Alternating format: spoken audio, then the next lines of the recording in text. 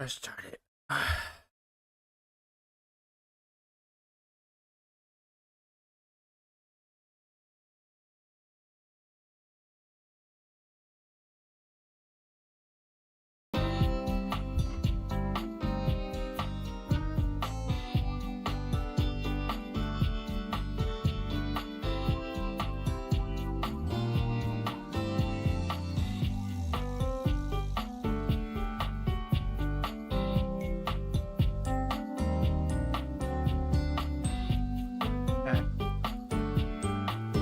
Everything should be recording properly. Hopefully the audio is good.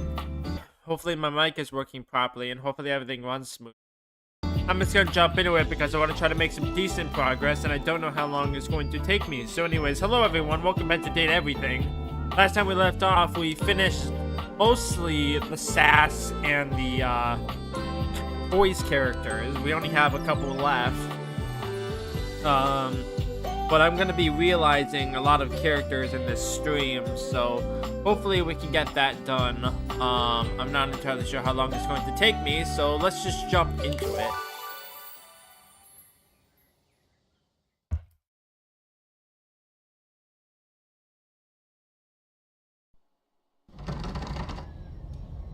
Okay.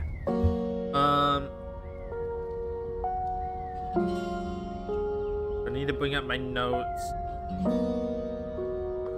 I need to talk to Keith. Well, if it isn't my dear friend, how go your various quests? They're good. Well, that's great to hear, and I hope you've been putting that lovely personality to your advantage. Think I have? I am, of course, talking about your specs points. It's critically important that you master these if you want to be successful around the house. You've got to up your numbers by talking to as many objects as you can.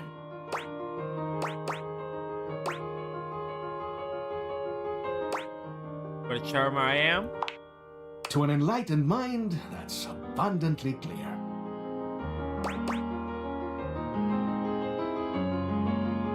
Wait, did you just pass a speech check?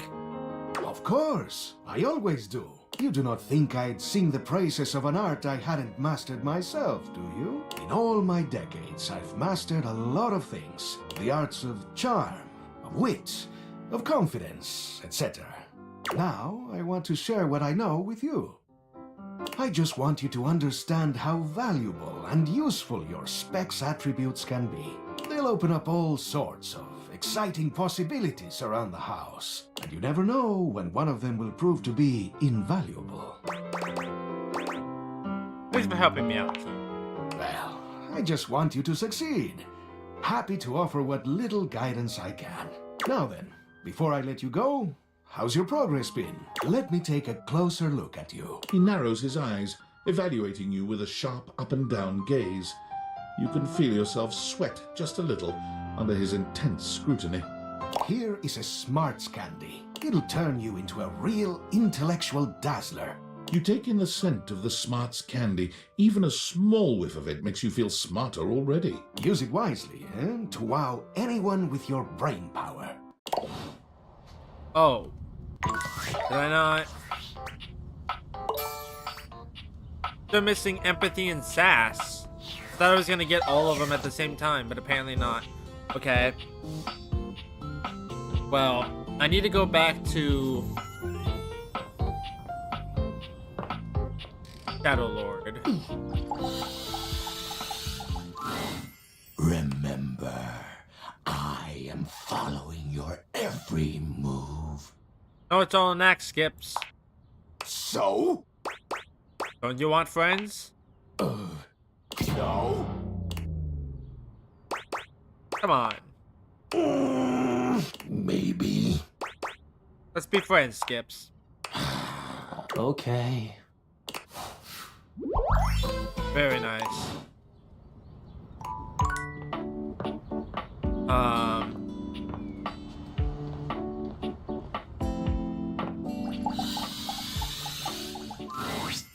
Oh, you again. Gotta say, you aren't really my type. As a lover or a friend. So long. Oh. Can I not use it on him? Hold on. Can I not use it on him? I wanted to use it on him. Apparently not. Okay. That's kind of unfortunate, actually.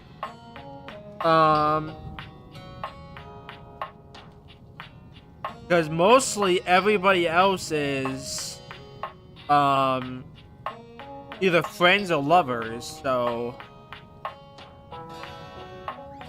Can you not use it on him? Or do you have to keep going back to him?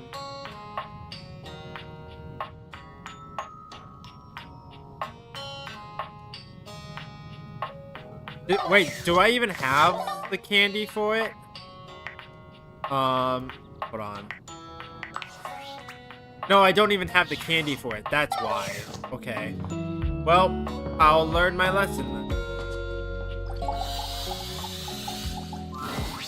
Hey, how's it going? You have a knack for showing up when you're on our minds. Think you both got a chance to talk? We did, yeah. And we've come to some decisions ourselves. We both like you, but we realized something. Yeah, we are both people who need someone who can match wit with them. Not saying you're not smart. It's just the way we joke around is not for everyone.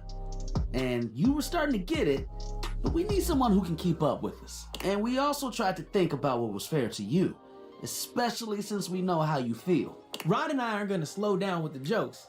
To date one of us means dealing with them all the time. So we took all of that into consideration And we think it's best to just stay friends. I'll take it. all of us. Disappointing. We know it isn't what you want to hear, but we know what we're looking for. Initial feelings aside, we had to look at things pragmatically. So we thought this would be best. Look, Okay. Oh yeah, having you around has been a blast. Even if you aren't the best at throwing shade. and it might be awkward at first, but we'll get through it. We absolutely will. How does that sound? Sounds like a good idea. Fantastic. I'm so glad you understand.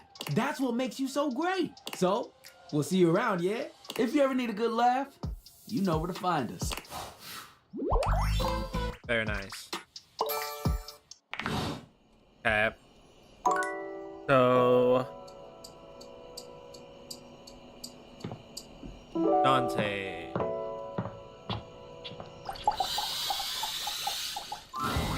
Lamio, my bro. Ready for your penultimate lesson? Go. Sick. Now, part of you must be wondering, Dante, we've already gone through pickup lines, interests, and observations. What other ways could there be to strike up a relationship? Well, shut your silly mouth, because of course there is. It's remembering that there's a difference between talking to a friend and talking to an acquaintance. Go on. Alright, take somebody you meet at a party, for instance. Maybe you work together, but in different departments. Or you have mutual friends, but you never hung out solo. Heck, maybe you even chatted before, have each other's socials and chat now and then, but you've only ever had a few interactions. Does that make you friends? Of course not. Whew, alright, good. That's good that you know that. Sometimes others just automatically assume you're friends with somebody just off a few small interactions in real life or on socials. The parasocial paradox is real. Feel that. Like, wanting to make friends is totally fine, right? But damn, nowadays there's objects that have whole dependencies on others who barely even know them. Kinda makes you think. Anyway, let's move on to the next part of the lesson. So, this begs the question, how do you go from being an acquaintance to friend, or maybe even beyond, to romance? Well, if you follow the way of the flame, it's all about investing in someone to understand them on a deeper level. Sure, you may have broken the ice, but that's just the tip of the iceberg. I'm gonna teach you how to melt that sucker down. Ready, Sensei. Alright, another hypothetical situation. Let's say this acquaintance is a mutual friend, it's like in your hobby group or whatever. You happen to have a meeting and you want to be closer friends with them. So you sit near them, a topic comes up that you don't have much knowledge about, but they're extremely passionate about it. What do you do?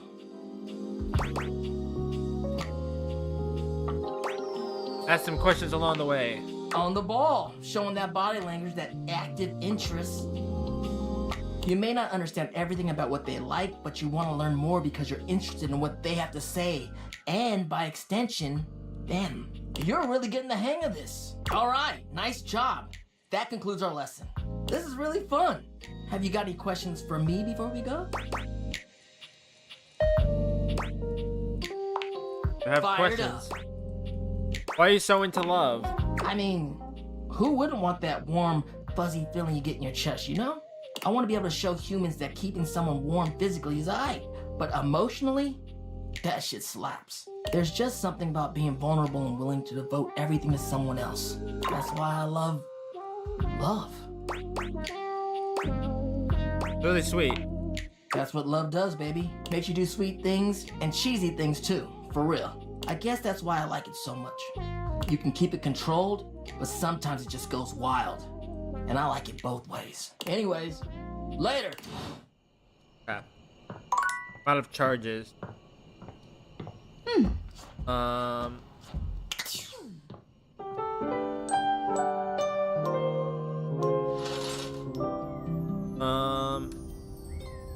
Keith.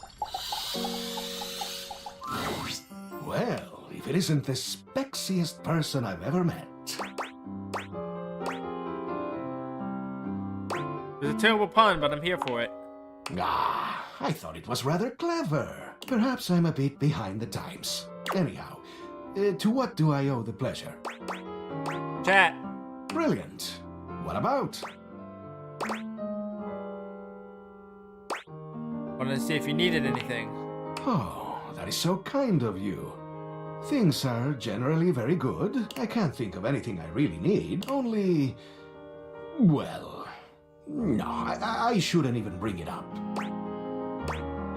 What is it? It's like this, you see. I cannot stop thinking about why I ended up in that crawl space. Ever since you first asked me about it, I began to question it more myself. Did I do something wrong? Make some mistake? My heart has always been in the right place, but perhaps I slipped up in the past. Oh no. Was it some act of betrayal or rejection? I just can't seem to put it all behind me. How can I help you get to the bottom of it?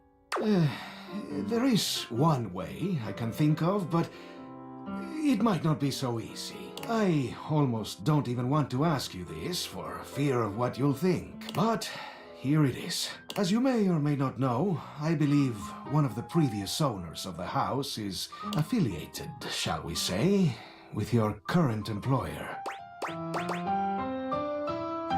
Really? Yes, I believe so. I heard about this from Mac.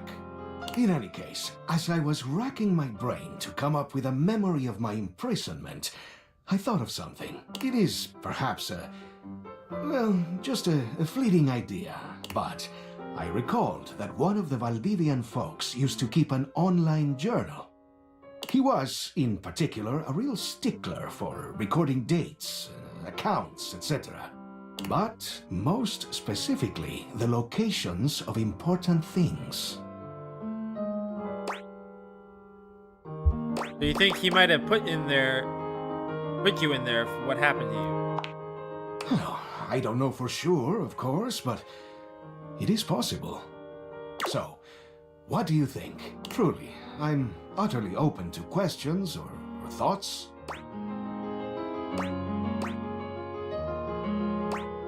Don't you think there might be personal stuff in there? That is a risk. But he wasn't a very personal kind of guy. He wasn't open, you see. Very mechanical in his dealings. Dare I say it, he was borderline sociopathic. How would you even get into the online account? I've thought about this. Now, I am not certain, but I have a feeling Mac could do it. They are so gifted. They could probably... what are the youth calling it these days? Hack it. Then I could poke around and see if there's anything in there that references me. If not, we just leave it alone and nobody's the wiser. We got caught. We could ask Mac about that, but I don't think it's a big danger. I am not saying there is no risk, but I think Mac is clever enough to pull it off. I'm not gonna say it sounds a bit weird. So, what do you think? Am I mad for thinking up this strange scheme? Should I just leave the past where it lies, never to be recalled? Or shall we take the plunge together and seek the truth in strange places? I will gladly abide by your decision, whatever it is. Pack it. I'm overjoyed. This will be the beginning of a great adventure. Next time I see you, we can begin. I need to prepare myself to learn the truth. Now, before you go, let's see if you're ready for some candy. Let me take a closer look. He narrows his eyes. This empathy candy is just Now I can for talk you. to him. You take in the scent of the empathy candy. For half a second, you feel as though you want to give the entire world a hug. It'll help you convince someone that, in the end, you really do understand their struggles.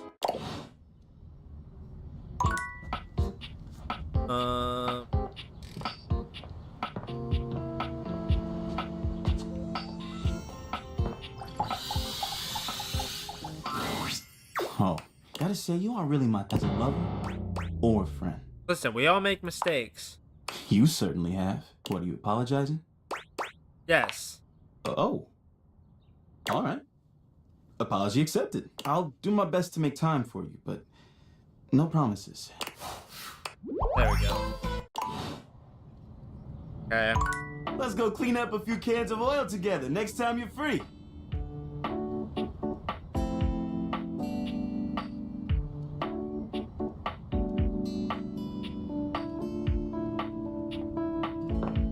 So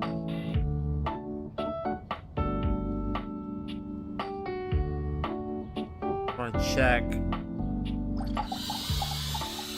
Actually, let me just double check the data decks.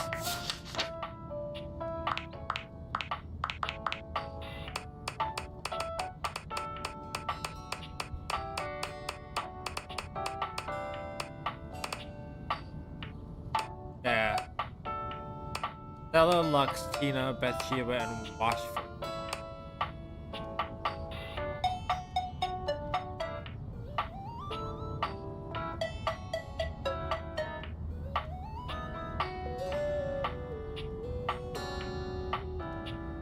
Well, I'm not going to be able to get all of them. Doesn't seem like I will anyways. Double check. So, Stella is Charm, Lux is Sass, Tina is Charm, Bathsheba is Charm, and Washford is Smarts. So I can't get Washford anymore, but I can get one of these other ones. I can't get Lux at the moment because I don't have the Sass candy, but I can get one of the other ones. I don't really like any of these characters, to be honest. If only I could get Washford. Washford was pretty good.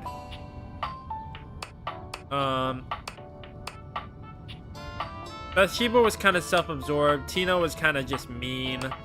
Stella was okay, but she kind of got upset for like no reason. Because I told on her or whatever.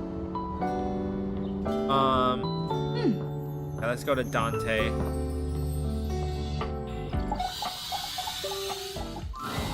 Hey, good timing, Emperor Nostradamus. It's time for your last lesson. Sounds good. I've taken you through the different stages of the pickup, from breaking the ice to building a friendship. Now, it's all about learning how to navigate taking the next step from friend to lover. But before that, there's something I want to ask you, and your answer determines where we go from here. Why have you been coming to me for lessons all this time? In Lavis, I wanted to get with you. You're hot in all the right ways. I figured as much. Makes me wonder if you've learned anything about connections or even the remotest thing about me. In fact, I think you've taken me for granted this entire time. I get coming to me because you like the way I look. But what about the content of who I am? Tough to get to know someone and break the ice when you're a stone cold jerk, right? And honestly, I'm getting the vibe that that's exactly what you are. Did I You just know mess what? up? I think I'll teach a special final lesson just for you. Learn how to be a better human before you try to trick someone into participating in your miserable life. Stay away from me. Ah. That's unfortunate, but what are you gonna do?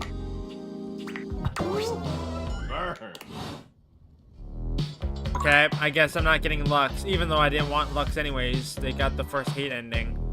I probably shouldn't have said that because he was telling me it's like the whole reason why he was giving me lessons was to get to know people better, but that's whatever. Okay. I can cross him off the list.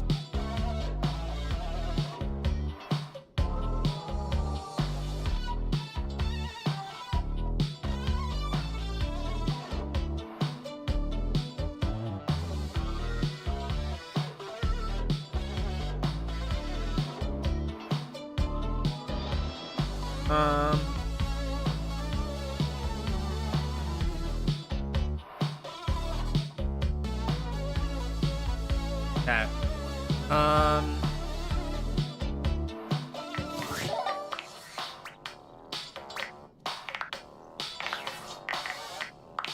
Oh, stop. Keep hitting the wrong buttons.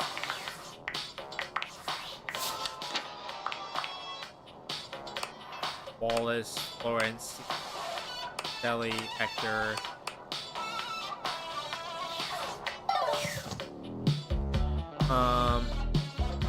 Okay.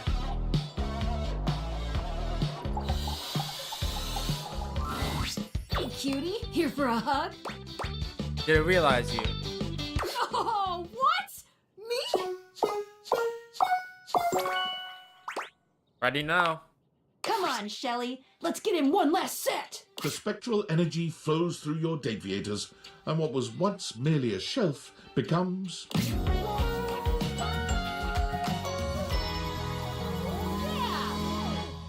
Oh my god.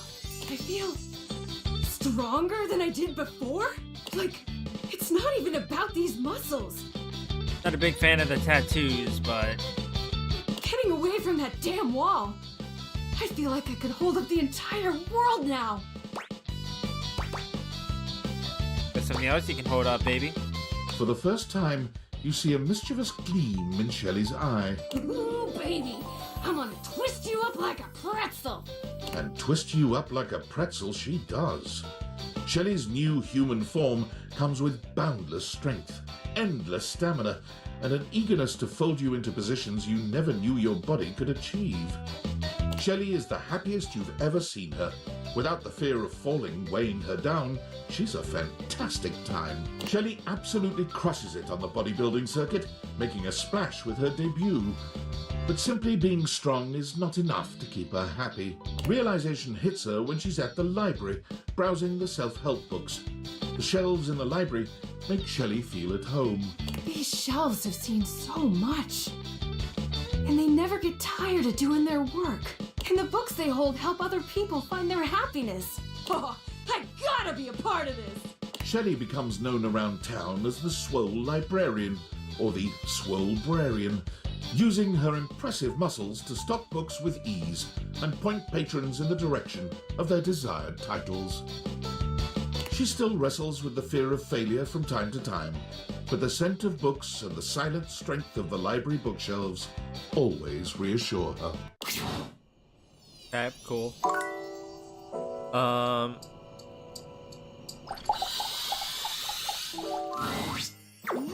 Yes, you're here! Awesome! I've got so many adventure ideas, I don't even know what to do with myself. I mean, go on one of them, obviously, but which one? I have the greatest adventure of all to pitch to you. Oh my god. No way. Really? Is this realization? It is, right? Everyone's talking about it.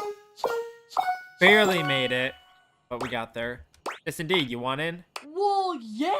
What do I have to do? What's next? How much special equipment do I need? I have a grappling hook.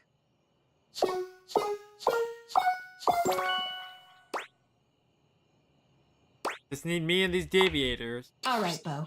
Time for your latest adventure. The spectral energy flows through your deviators, and what was once merely a box becomes...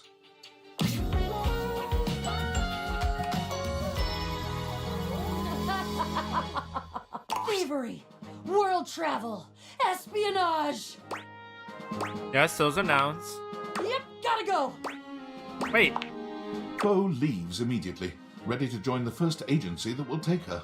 With her extensive resume of clandestine theft and wild adventure, she is an attractive candidate and is quickly picked up by the SSTG, Super Secret Thievery for Governments. Unfortunately, her tenure there is short-lived due to a deplorable lack of ability to be serious. Bo's superiors list her positive attitude, big smile, and lack of respect for the chain of command among the reasons for her very timely firing. Cut adrift from her moorings, Bo, for the first time ever, became despondent. She wandered through the woods, communing with the trees, and at long last came upon the log cabins and bright lake of Camp Agate. What is this magical place, she wondered, filled with the happy shouts of children and the smell of grilling corn and apple pie? Needless to say, Bo investigated promptly. And when the head counselors at Camp Agate got a look at her, it was all over. She was hired on the spot and quickly became one of the campers' favorites. She now runs the zip line, teaches kayaking and climbing, and to This no is one's not where I surprise, expect these is the characters current to go. record holder for the most number of blueberries held in her mouth at one time. Her new job leaves her with the winter season with nothing to do, and her first winter off, she comes back to visit you. Hey, I'm back. I brought you presents. it's awesome. So I've got a blueberry pie that I made. I've got this completely epic rock that I found. I didn't make it, but I found it and I picked it up and it's shiny, which is awesome. Nice, thanks, Bo. Bo's visits always fill your house with treasures you never knew you needed. Okay. Am I out of charges now?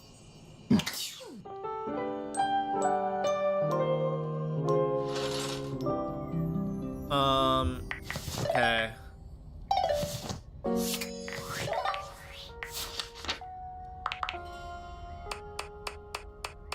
I'm assuming that the things are at the bottom now. Yep. Had a feeling. Go talk with Keith.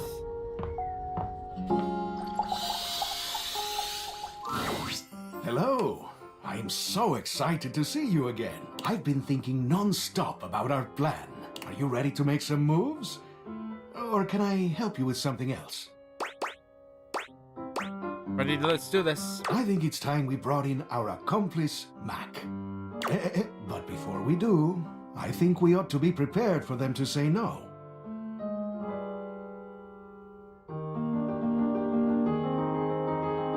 After all, this is an odd thing to ask. So, what should we do if they refuse?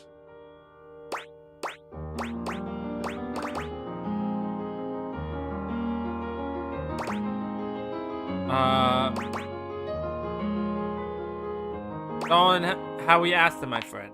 Genius! I'll leave everything up to you. Okay, here they come.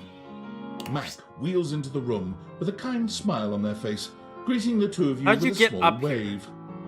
I believe my presence is requested. That's right, Mac. We have a rather curious request for you. Oh.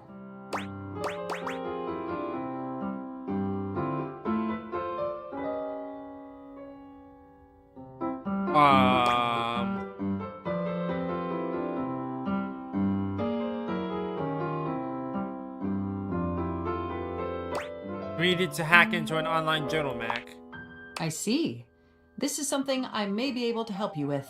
Only, I must tell you that this goes against my intended functions. Am I to understand that you are asking me to do some unauthorized breaking and entering? Exactly correct, Mac. Sounds fun, right? While this does sound entertaining, I'm afraid I have to refuse. This goes against the ethical model coded into me at creation.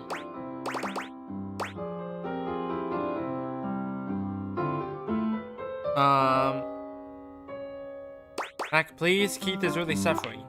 Well, if it means we could help him, I guess I can make an exception. Let's do it. Okay, let me just boot up TOR. If we're gonna do this, let's do it right. Keith, can you point me at the URL? Sure thing, Mac. Tappity tap tap tap. Okay, here we are. A password login screen. And yikes, looks like it's protected against brute force attacks. Means we got limited attempts. Exactly. So we'll have to be careful. What should we do?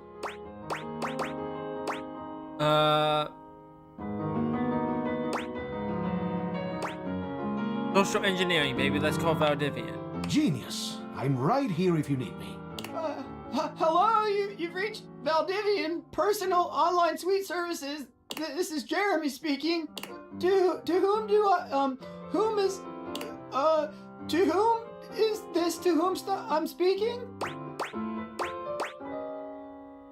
I am your father, Jeremy. Your father. Dad?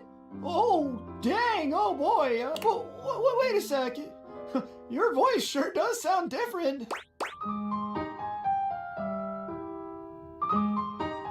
Because I have a mouthful of cheese, Jeremy. Oh, okay. That sounds truthful and honest and correct. What can I do for you, Dad? I'm kind of busy at work right now. Need an account password for a friend. Dad, you don't have any friends. That was a silly joke, though. Okay, I gotta go. Bye. Damn, that didn't work. Let's try something else. What should we do? Type password? Didn't work. That's something else. What should we do? Look for a password. Ah, an excellent idea. Searching, debugging myself, counter hacking, back to searching. Aha! Here we go. What's this now? A pop-up just appeared. Free passwords from Romania. Only sex interest? Looks promising. You insane?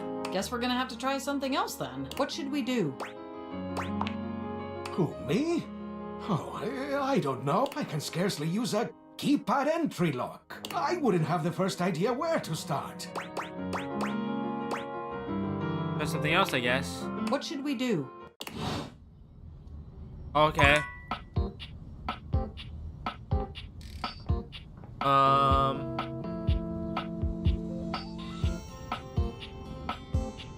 Well, I might as well go in order.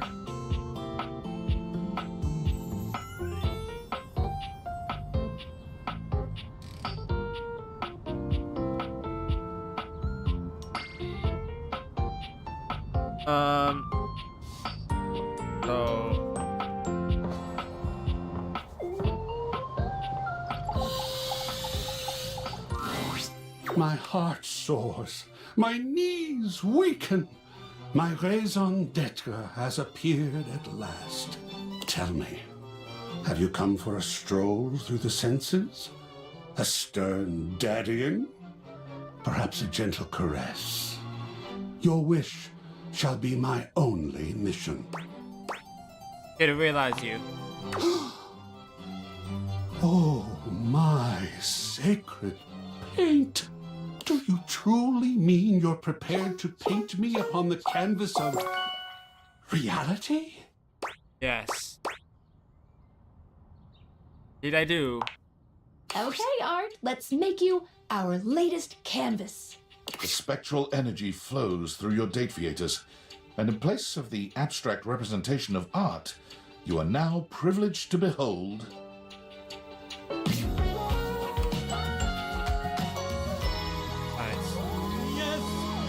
incredibly, Art's human form somehow outdoes the perfect sculpting of his former inanimate body. He's just as chiseled as he once was, but something about the sheer tangibility of his humanity elevates his current form into something truly divine. Look at me. So long have I been inanimate.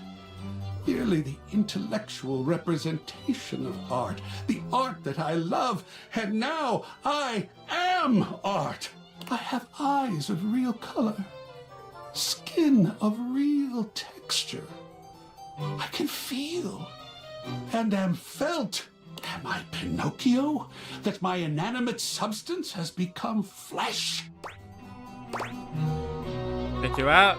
My mind is bursting with harmonies, with form, with grand composition.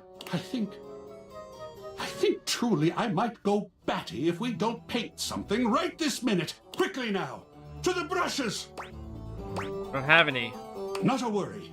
Then I shall get myself right off to the bristler. I think we have a bristler. Damn it. Then to the art supply store.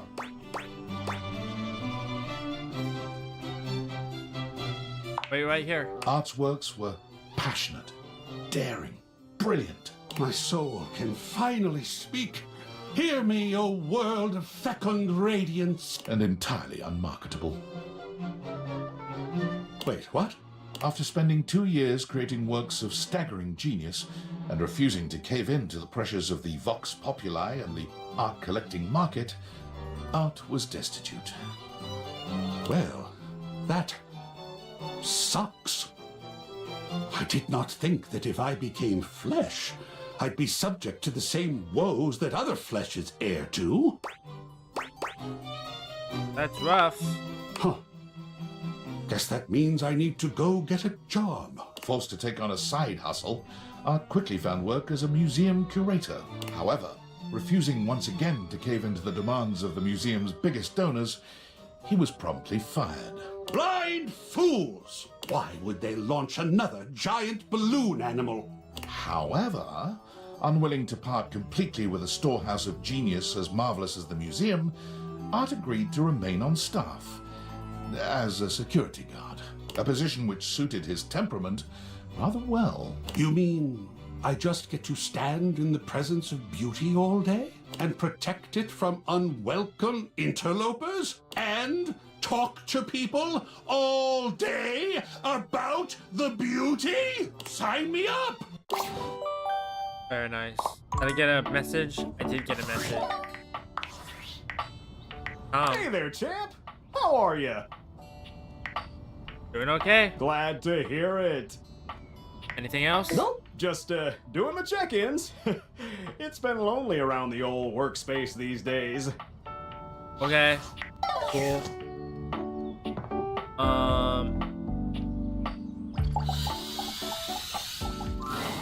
Hello again. I can't wait for our next venture. I find myself losing count from thinking about it. Didn't realize you. Do you really think I'm prepared for this? I trust you implicitly. If you say so, I'm ready. This is well-founded.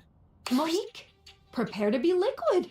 The spectral energy flows through your date theaters, and what was once merely your cash becomes...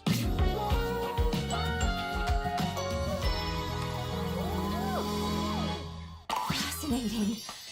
I am a human being now, and no longer confined to your house. The possibilities are endless, but there is only one logical conclusion. That? I must circulate throughout the world. Money needs not stagnate. It desires to cycle, to circulate, bring trade to all who need it. Keeping your budget and accounts in line was to both satisfy my desire to have order and protect you. But now that I can leave, what if I helped everyone else out there in your similar financial situation? Or a lifesaver. I have the perfect plan. The current standard of American wealth is faulty, prone to inflation, and doesn't accurately reflect the value of goods. There needs to be one true standard. The one that holds steady no matter what supply and demand might be. Oh? Pizza. A slice of pizza must always be $1. Nothing more, nothing less. I will create the most saliently run pizza shop in this country, tracking prices, loans, and day-to-day expenditures while perfectly proportioning sauce, and teaching the American people about fractions whenever they get a slice. It would make for a full meal at an affordable price. Behind the scenes, there will be many receipts to organize and input into spreadsheets, ingredient unit pricing, monthly revenue, overall facility usage costs. This is so very exciting. Monique walks to the front door, brimming with excitement at the endless possibilities. But then she stops, waiting for something. For someone. gonna be okay? Will you promise to see me? Of course. That makes me happy. You make me happy. Before I go, shall we spend another night together? Monique takes your hand and leads you upstairs to your room. You shut the door and the two of you make an intimate and sensual memory. When it's all over, you feel like $1,000,000. I owe you everything. It is now time for me to start my new journey. Monique gives you a warm hug before leaving. After some time, her new pizza shop opened, keeping true to her original promise of satisfying and affordable food. Her humble eatery began to grow after becoming a popular spot for delinquent gangs ditching school. You worried about Monique being in trouble, but word spread of how she set the delinquents straight and put them to work for her. And more importantly, single-handedly saved the economy. For Monique, the American dream is still alive in every slice of $1 pizza. That's 5 realized datables. Good job. Up top. We can't do that. Here's to more happiness. Okay, that's 5. Hello, my dear Reg. Okay, I realize you. This may have captured my passing interest. Is it true?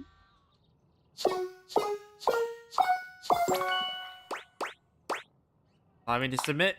Sophia, let's get you some more clientele. The spectral energy flows through your date theaters, and what was once merely a safe becomes...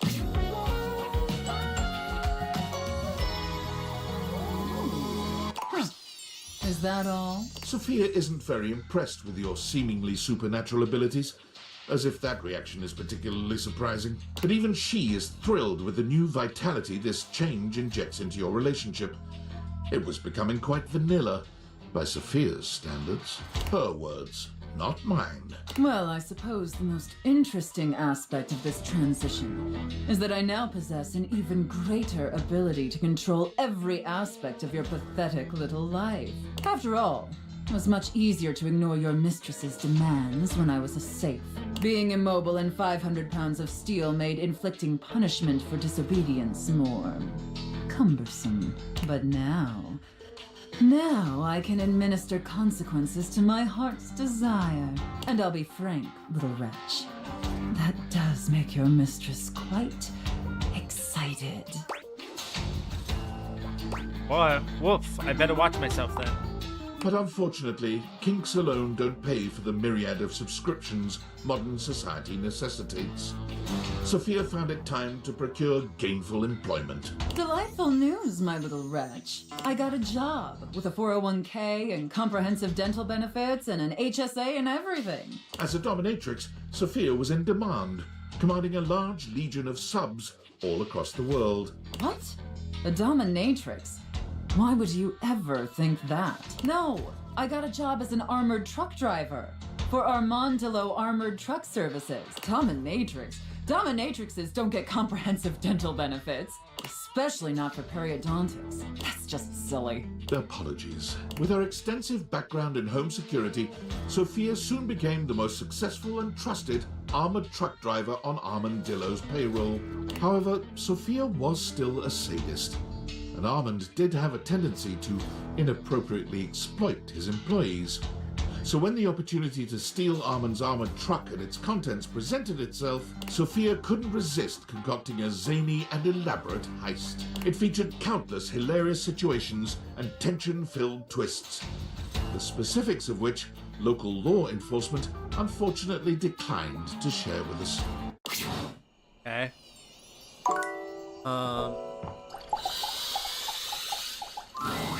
Hey, you didn't think I'd leave the attic for good, did you? I've got some fond memories of this place. It is just so gosh darn wonderful that you're back. I'm happy to see you. We go room to Don't room. know if I've been clear about that or not.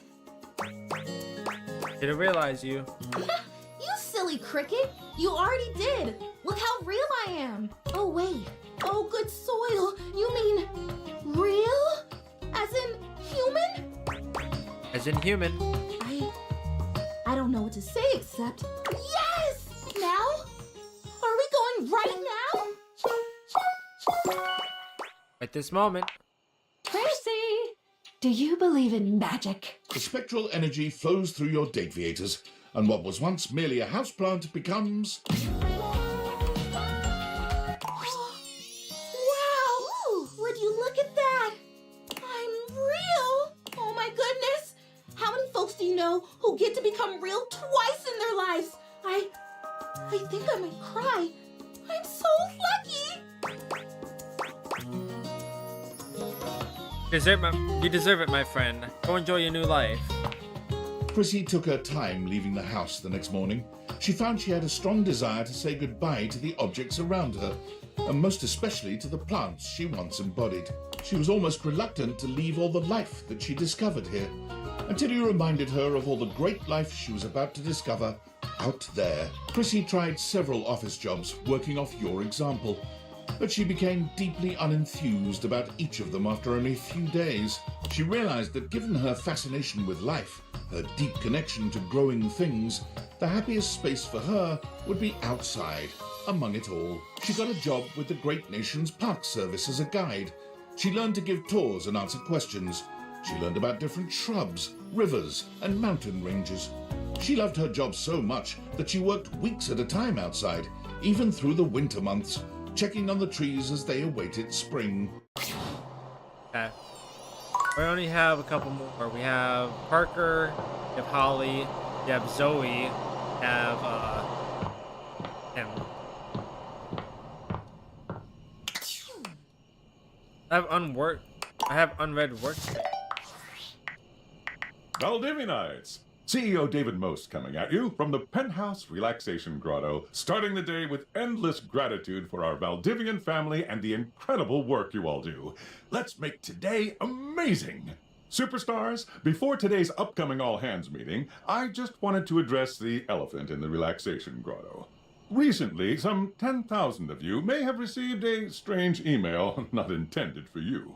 This correspondence has understandably raised a lot of concerns, but let me assure you, those concerns are misguided and unnecessary. The truth is, my email was hacked by a sophisticated internet hacker. We have yet to determine the exact culprit, but all signs point to a disgruntled former employee. Most likely Sandy, from corporate events planning. She was a worthless loser, and no one liked her. I'm sure we'll discuss more during today's meeting, but the top line is Valdivian is absolutely not in danger of running afoul of the federal government. Additionally, for her negligence that allowed this breach, our Chief Security Officer, Valerie Hernandez, has been terminated effective immediately. We appreciate her valued contributions to the Valdivian family and wish her great success in all her future endeavors. Mucho éxito, Valerie. Looking forward to a lively exchange of ideas. Okay.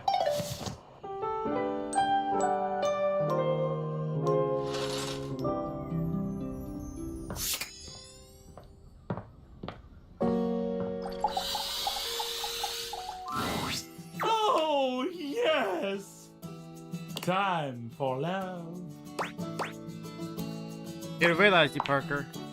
Holy frijoles! I get to be a real boy? Real man, maybe. Ah, phooey. Just kidding. I love men. Do you have the right stats? I should. Yep, don't even need to roll for it. Parker, now it's your turn. The spectral energy flows through your deviators, and what was once merely board games becomes...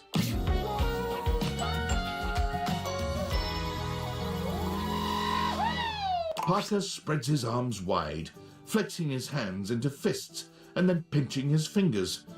He seems to be miming moving board game tokens on an imaginary board. Wow! I can do anything now! Maybe not anything. Nope! Anything! Parker jumps in the air a few times, flapping his arms clumsily. See, I'm flying! I'm gonna become an umpire! Bye! Okay, have fun. Parker's thirst for rules is no less powerful as a human man. He tries all manner of board games, but none of them give him the rules-enforcing high he craves. Rules need more rules. He is a rules master. But one day, wandering past a children's baseball game at the park, he hears the call of the umpire, and everything clicks. Rules. Yes. He sees the way the children and their parents hang on the umpire's every word, devastated or overjoyed by his calls. Rules! And so Parker became an umpire, taking great delight in settling disputes and emphasizing the rules with every game. Play ball! You're out! He's safe! Hey, if you have a problem with it, tell your son to play better, Sharon! Parker's glee in enforcing the rules makes him a difficult fit for Little League, but none of the parents want him fired, because no one could ever credibly accuse him of making a bad call.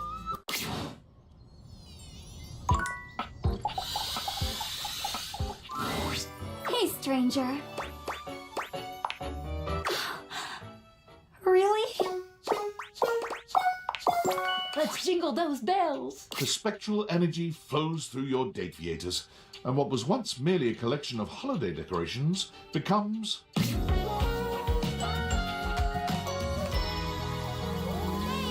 Wow! It's like every holiday at once! Did you know? I've been banking all my holiday leave. Now every day is holiday! It is! What's next, I wonder? Yes! Time for video games and books and eating every last chocolate in the box! This did transpire for about a minute. Ugh, I'm bored. Holly's enthusiasm for all things couldn't be contained to a single couch. With the money she saved up from her previous efforts, she was able to purchase a nice little home and a scooter with a large trunk attachment. She began her own free delivery service, riding about town delivering letters, presents, and general cheer, catching up with everyone, spreading excitement and love, and being able to leave before things got awkward. This was the ideal life for Holly. Everyone always knows when she's on her way, as her happy cry rings out through the neighborhoods. Here's Holly! Okay.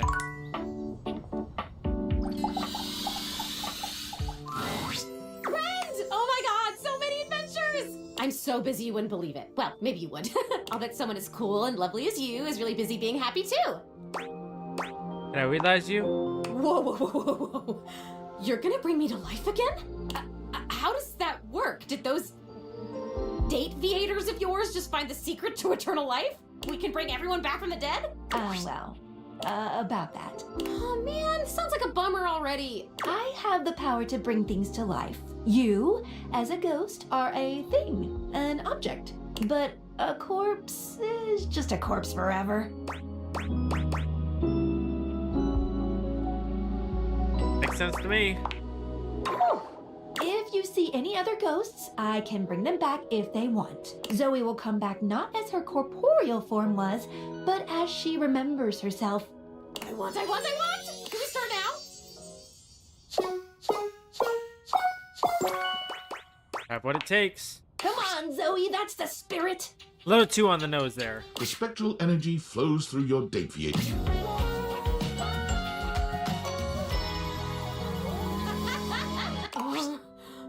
Oh my god! Complete with 2 legs, 2 feet, 2 arms, 2 hands, and a trunk connecting all these disparate and very corporeal parts, stands Zoe, human, whole, and very much alive. This is so trippy.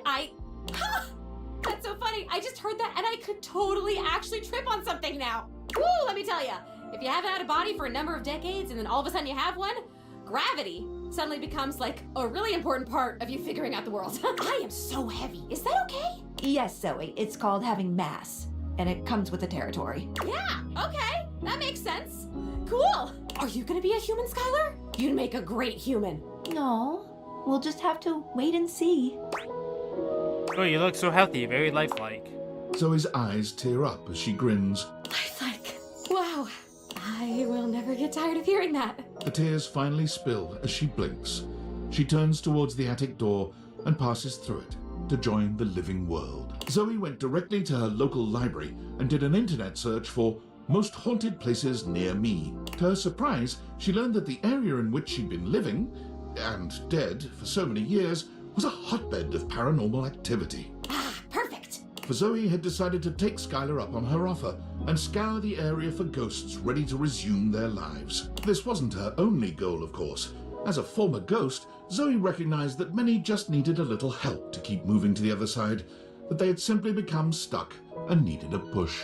Zoe Bennett, paranormal facilitator, was committed to servicing the needs, whatever they were, of any and all ghosts she could find. She felt uniquely qualified for the job, and she was delighted that her fun and ebullient sense of style seemed to be a selling feature for her services. Can't have a paranormal facilitator in a suit now, can we? Zoe, happily and paranormally ever after, lived. 10 realized datables? Oh, that's spiffy. So cool. Yeah, I'm gonna go. Okay. Got another thing. Sam. Hey, I have a favor to ask of you. But first, before I ask, let me remind you of just how much you love me and how good of a friend I've been to you. I've been a good friend to me. Hey, I got you this job! I mean, you did get limboed, or whatever. But you're still getting paid, okay? It still counts. I can't believe it took me this long to think of trying this. Okay, I was watching Hirohime the other day. You know, the Grand Slam Crusaders arc. God, it's so good.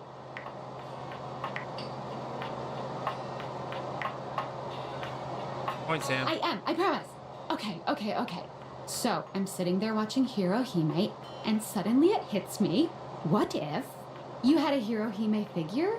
Would your little date theaters bring her to life? Probably? Probably. Well, we can do better than probably. Keep an eye out for the mail today. I've sent you a little gift. Since you are the one so blessed with these ridic glasses, it is your duty as my BFF to bring Hirohime to life. The world needs Hirohime. She will save us with tennis. Insane. Okay, but so is this entire situation. So why shouldn't I get in on this too? This will be the coolest thing that's ever happened to either of us. So make sure you keep an eye out for her. She has a tendency to just appear. And be sure to report back. Oh, I'm way too excited. I need to calm down. I'm gonna go take a walk. Tell me how it goes. Okay, bye. Okay.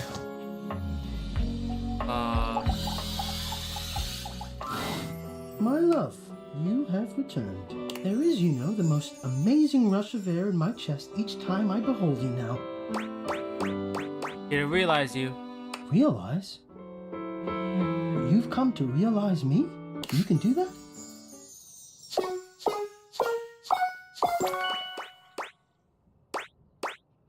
And I can do it right now if you're ready. Okay, Hector.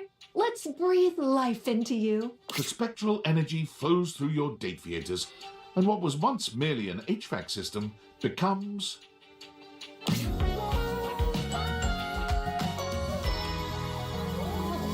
Oh my. Look at me. Do you have any idea how remarkable... I have curves! Yes, you do.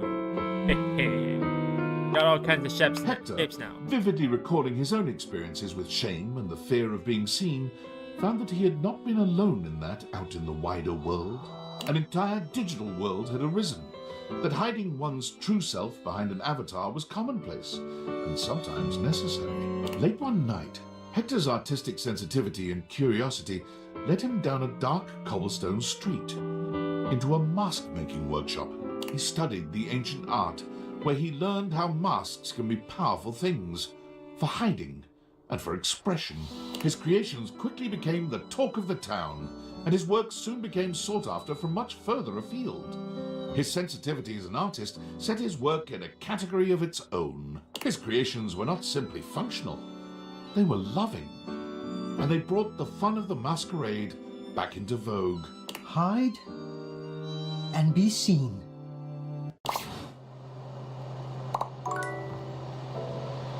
another workspace thing. Valdivianites! It's me, David Most. And today, just call me your Chief Endearing Officer. I realized that with all of the focus on finding my missing glasses, which are still missing, I haven't been putting enough focus on you, our beloved employees. Well, today, that changes. To show each and every one of you just how integral you are to our annual net earnings, I've decided to send you all 1.4 ounces of chocolate-inspired Munchables. Yummers! Your chocolate will be delivered shortly by Valdivian drone to your place of residence. Oh, and if the drone starts to surveil your residence like it's searching for something, like, oh, let's say glasses, for instance, do not be alarmed. That's totally normal drone activity that all chocolate delivery drones definitely do. We'll say that 3 times fast. But in all seriousness, don't, as that would waste valuable company time. Okay. That's the attic completely done. I have 1 charge left.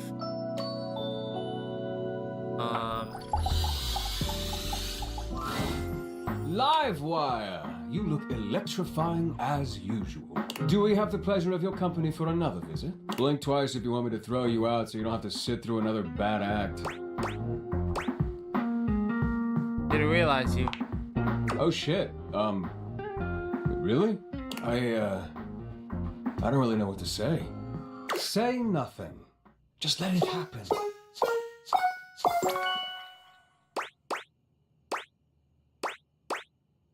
Do it, and we can do it right now.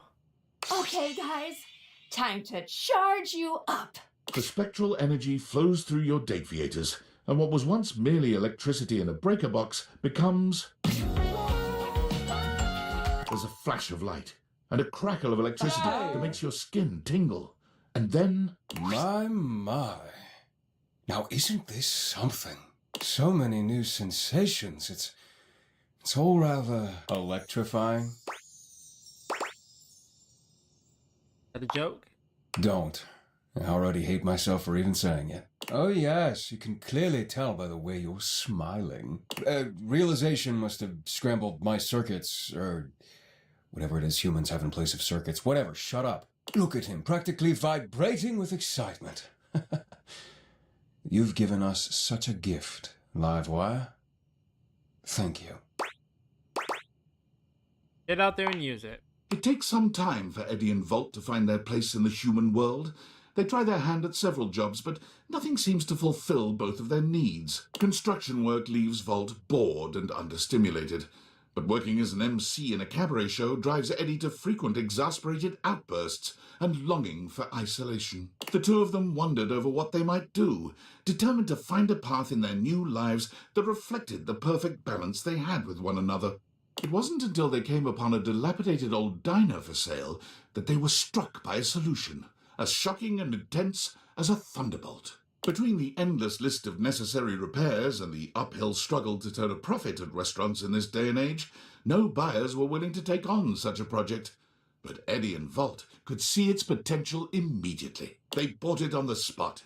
The repairs filled Eddie's days and his soul, while Volt took care of staffing and marketing for their grand opening, which was, naturally, a roaring success. But looking around at all their hard work, neither could help but feel disappointed. As it turned out, the fantasy of running a diner was far more exciting than the reality of it. What they both truly craved was the challenge of getting it started in the first place. It was then that Volt had his own brilliant idea. Sell the place and find the next big adventure. Volt's charisma and passion made him a natural realtor.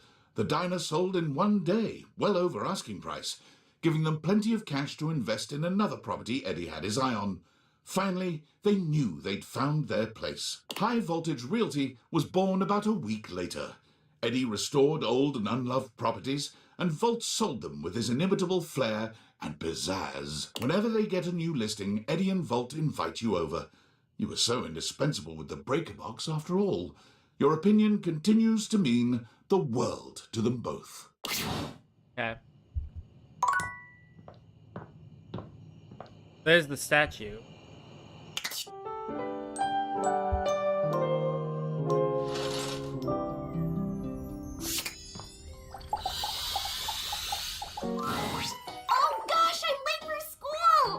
what I would say if I were your typical anime schoolgirl protagonist, but that's not who I am. My name is Hiro Hime, a college freshman entering Heart Ace Academy, the center of all things tennis.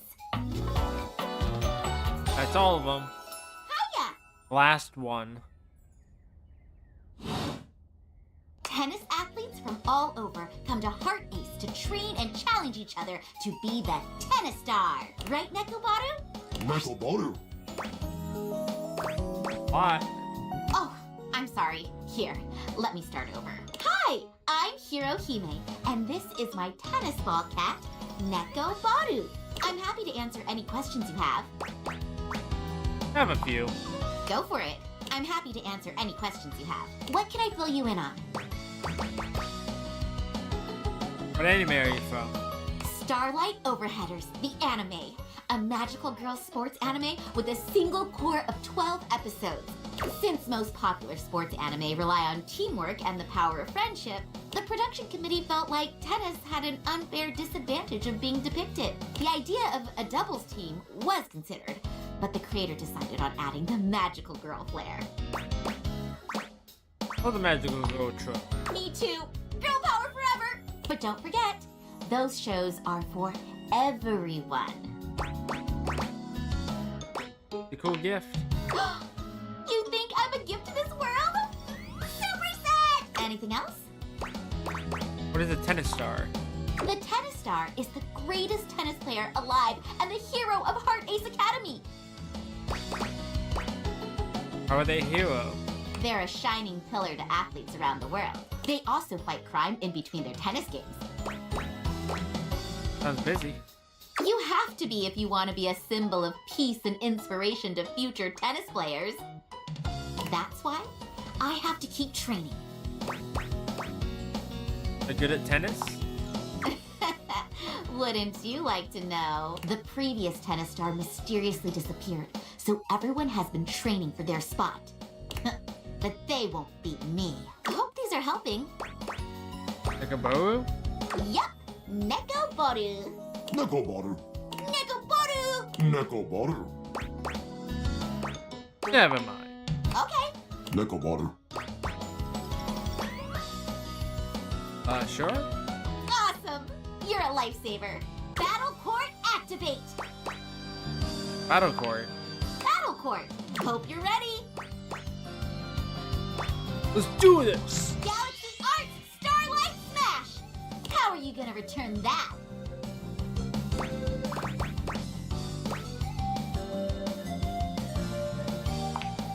Maybe if you had enough practice, but you forgot the most important thing in tennis, your footing. The Starlight Smash cracks through the air and strikes her foe in the torso, and that's my point. I think my rib's broken. Come on, you gotta shape up, partner. But I guess we can call it here for today. I'm gonna go run laps around the house. Catch you around, okay? Oh, and don't forget your cooldown stretches. Sayonara! Come on, Nekobaru! Nekobaru. Nekobaru.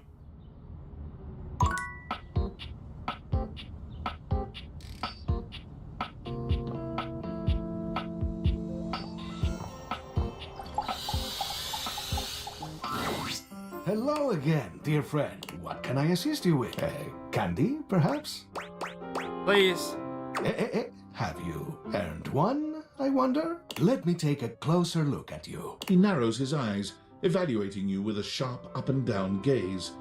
You can feel yourself sweat just a little under his intense scrutiny. Ooh, here's a sass candy. My favorite. You take in the scent of the sass candy. Already your brain is coming up with all sorts of jokes. Perhaps you should consider a career in stand-up comedy. It is sure to make you the delight of the day with your wit and zingers. Okay. So now I can go talk to Dante again. Oh, it's you again. I'm kind of busy, my dude. Not busy enough for this, my dude. Whoa. What's up? Give me another chance. I worked on my game and can be a better player. Alright, let's start my lesson from the top, yeah? I'll pretend you never said any of that dumb shit. Okay.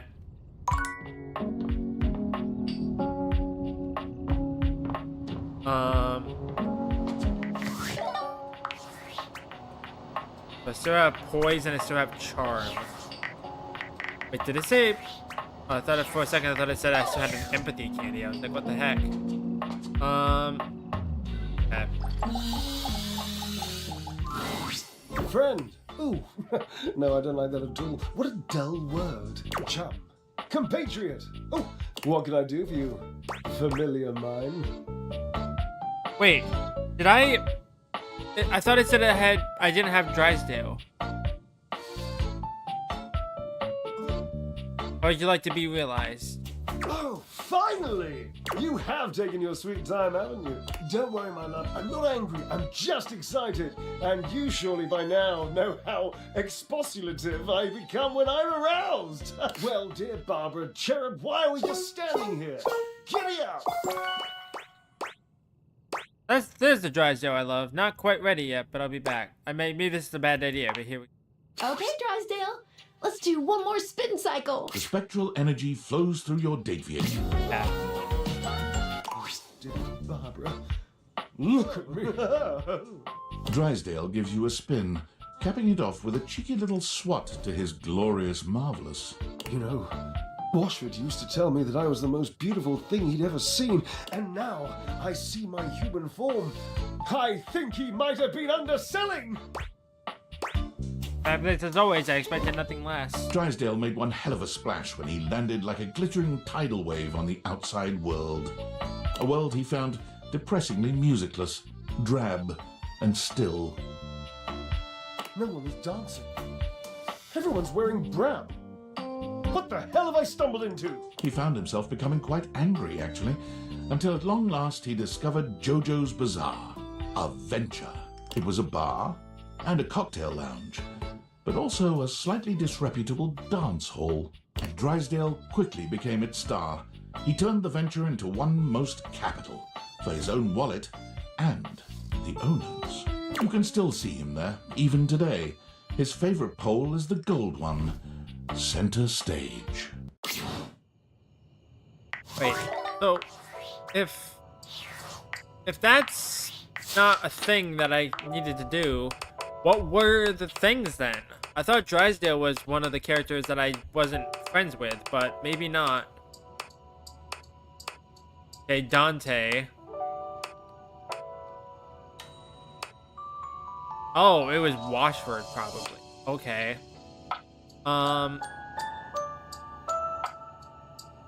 Oh, I see.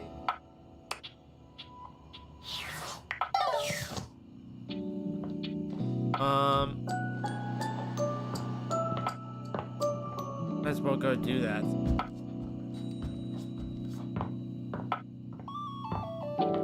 Talk with him. Hey, oh, hey, Wanna be realized? Whoa. You saying you're gonna realize me? Like for realsies? Yes, I have what it takes. Yo, Tony! Let's get Bombay! The spectral energy flows through your Dateviators, and what was once merely a toolbox...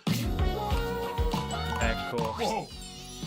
Whoa! Whoa! Tony is looking himself up and down, curling and uncurling his powerful hands into fists. Holy cannoli. Feel like I could tear this entire house down and build it right back up. You humans feel like this all the time? Give me now, Tony. Damn right I am. I'm a man now. I mean, I was, but well, you know what I mean. I'm gonna get out there and build and destroy shit just because I can. Thanks for everything, man. Tony never forgets a favor. I owe you big time for this. Tony has no trouble getting hired onto a construction job right off the bat. But a few workplace safety incidents later, Tony announces he's retiring from construction, going out on top and taking his love workshops on the road. Tony's workshops prove strangely successful. When Tony invites you to attend one, however, you notice that his audience is mostly made up of housewives who just enjoy listening to him speak. All right, so those 5 principles of successful relationships are what? Come on, ladies. I ain't talking just to hear myself talk. All right, I can remind you again. Tony rides the success of his workshops to a self-help special on a large streaming platform. That in turn leads to a wildly popular reality series called Fix It Tone. Tony's show helps no one, but it is marvelously entertaining.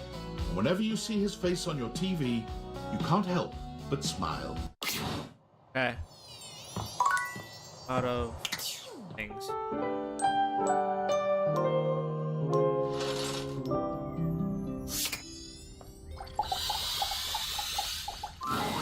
Morning! Nekobaru. Nekobaru. Nekobaru. So I was thinking about our match we had. Not only are you out of practice, but you're out of shape too.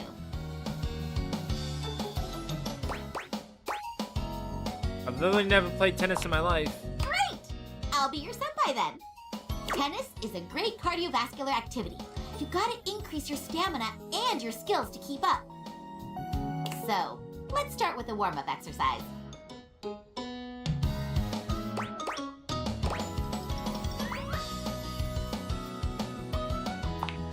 Almost. That's probably not good enough. Battle court activate! Okay, we'll be doing sidestep running drills.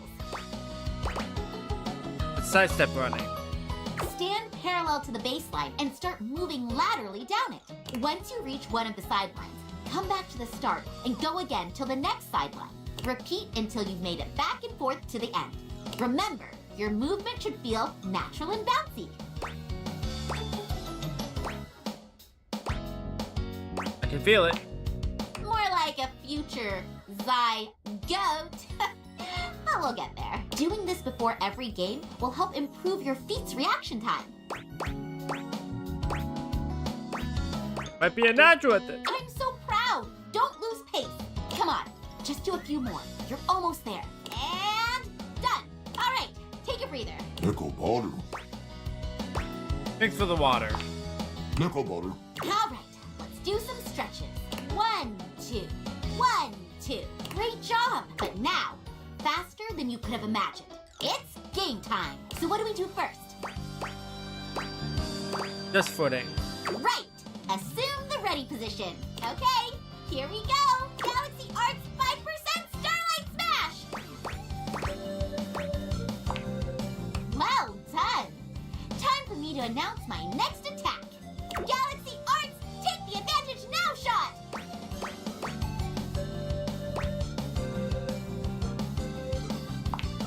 Not a bad defense, but let's see how you handle this. Galaxy Arts, peeps the heavens long! The rival froze. You're the rival, by the way. Sorry. He had never experienced a shot like this before. The ball arced perfectly towards the heavens, eclipsing the sun. Aren't we in an indoor court, he thought? And why is she narrating my thoughts? None of that matters. What matters is how I follow up a slow-moving, easy-to-hit, falling target like this. Overhead smash. That's right. I should smash it back. But wait! Why is she at the net? Why is she trying something so risky? Is this the semi-supernatural part of a sports anime? The protagonist's not so unrealistic superpower to show that they're special? Is all this too much expositional dialogue, or does the player not watch enough anime? You should have kept me back at the baseline, because up at the net, my reactions are sick. Galaxy Reaction Super Volley Counter Cannon! And just like that, the match is over. 60 points scored in a single counterattack. Woohoo! That was a great rally. Let's call it for today. Your footwork already improved so much during that match. Nekobaru. See? Even Nekobaru agrees. How was it for you? You're great. Yay! Let's close out with a light cool-down jog while we chat.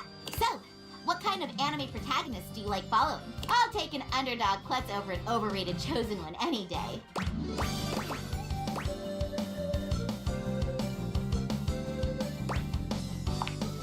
Yes, my fave. Seeing them go for their dreams is so inspiring. I can't help but apply their lessons to my life. Well, I hope my journey still holds up to whatever new series you're into. I can't see why not. After all, I'm going to be the next tennis star. Sure? Did you say something? Never mind. Yosh! I'm gonna head out then. Don't forget to get some good food and rest. Taking care of yourself is also part of tennis training. Sayonara! Something feels off. Nekoboru.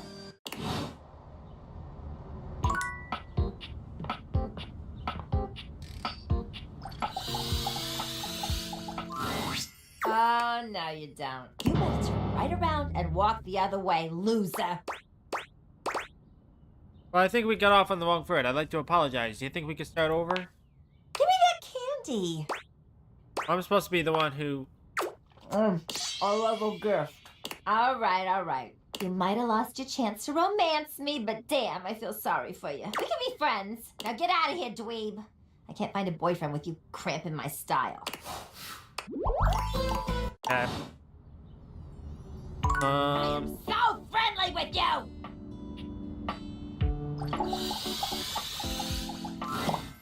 There you are. I was worried Harper might have trapped you in the laundry room. You didn't realize you... Clarence. Me? Really? And that's two?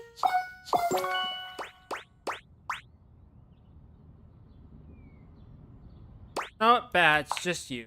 Goodbye for now, Bats. I'll still sleep with you every night. When he transforms, I wonder what he'll be wearing.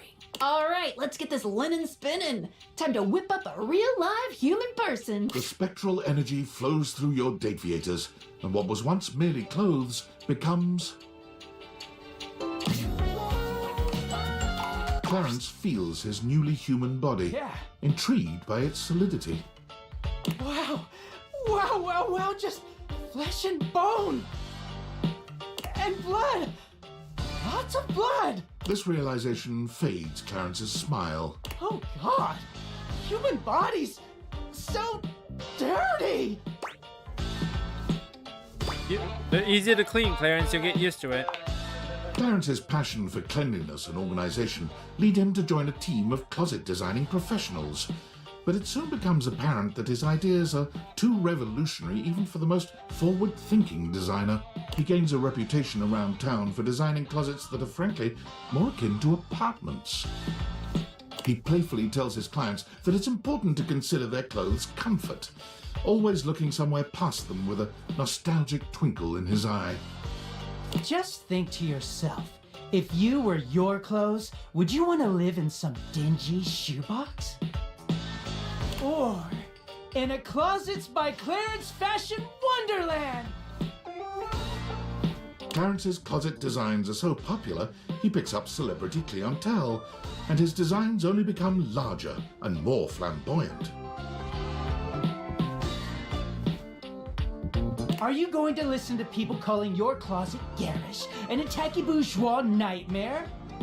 Or are you going to say, sorry, can't hear you, my closet's too big and fabulous? You think of Clarence every time you see your humble bedroom closet, but you can't help but smile knowing he's in much more fabulous surroundings, especially with his beloved pillow by his side.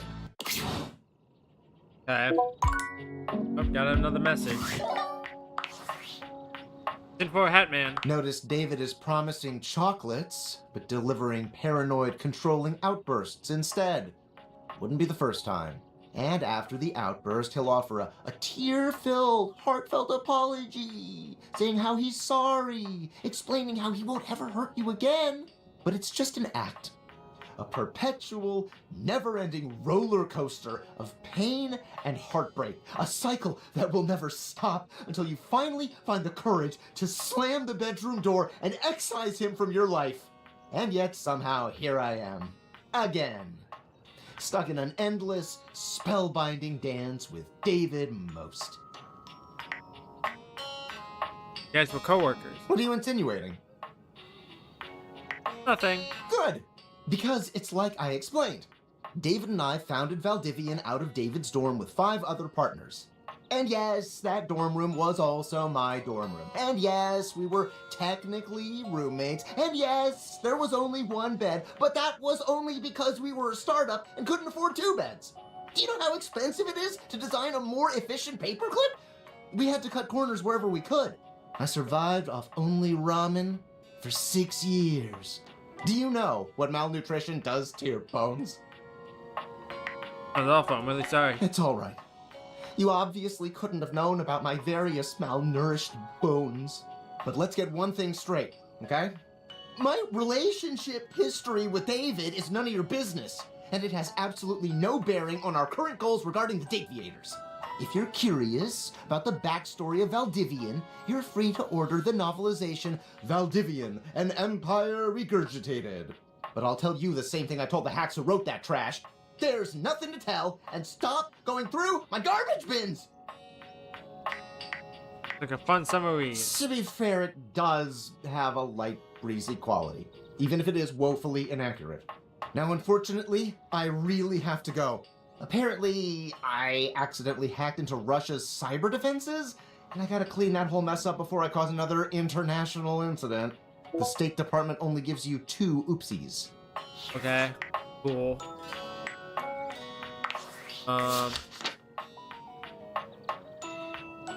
They have 15 so far.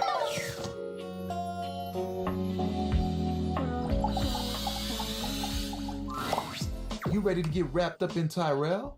Because I'm always ready for some of you. Love to make you realize. What?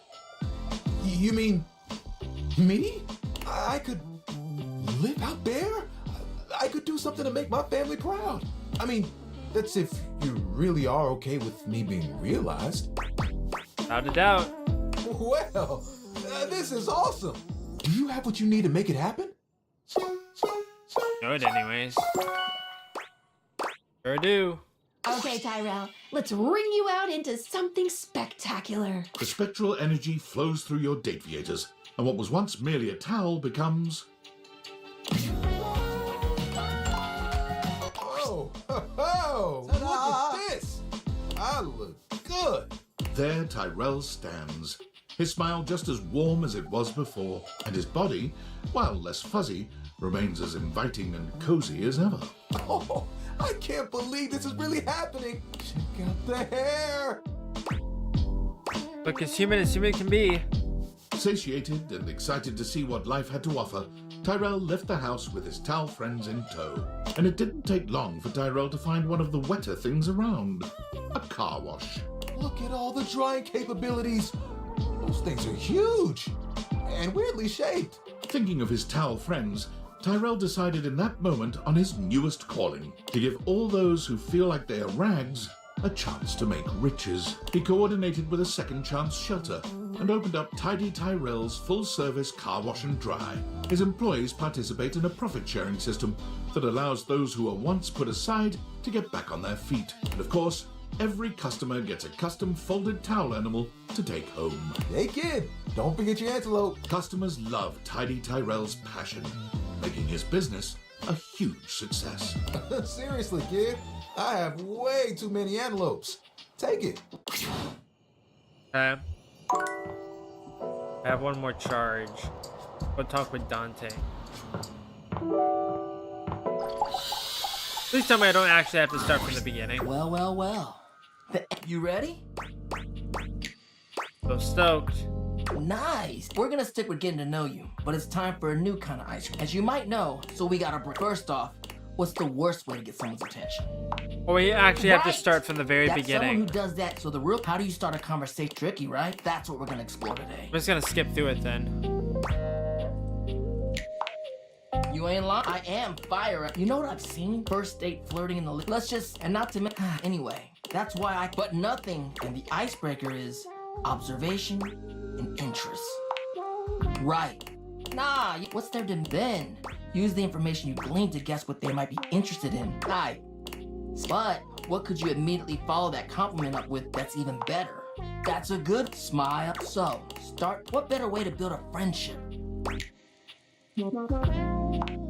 Dope. You get it. Let's go to. Alright. So they mentioned they're going to a concert of one of your favorite bands. That's what I'm keeping it. If they say, get to know them before getting too personal. You know, build up to it. Oh, what fired up.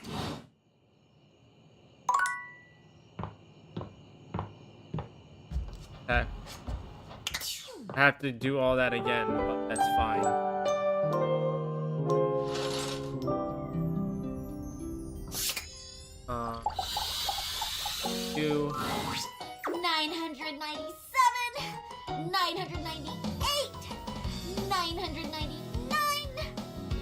1,000. Phew! Training again? Yo! You know it! I'm rallying against this wall.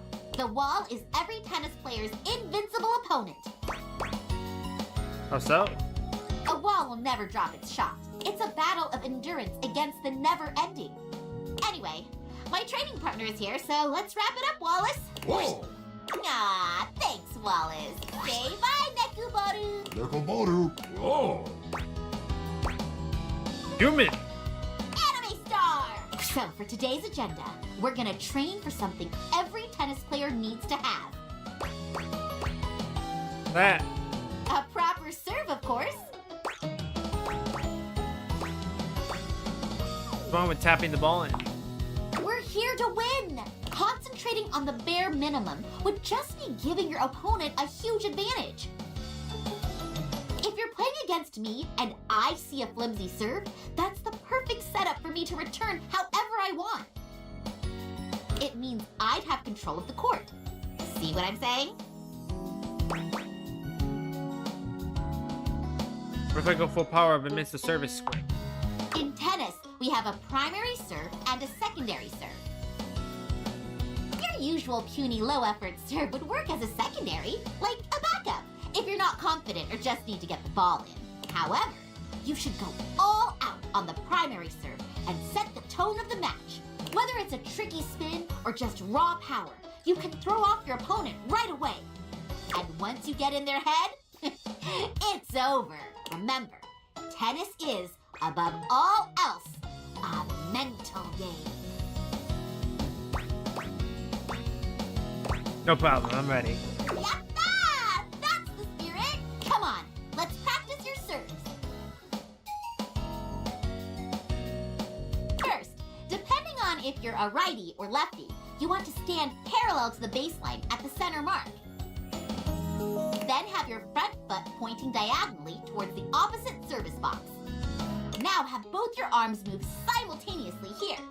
One tossing the ball, the other winding the racket behind you.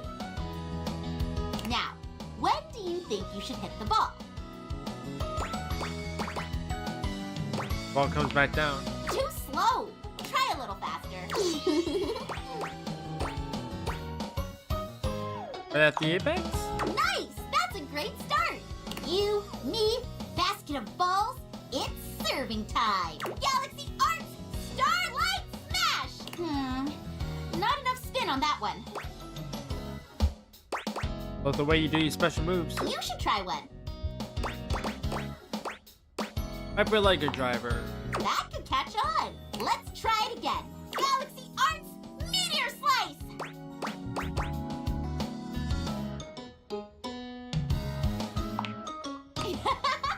Love the again part. Bet your opponents won't see that coming. Looks like we're out of balls. Grab a basket and let's pick them up.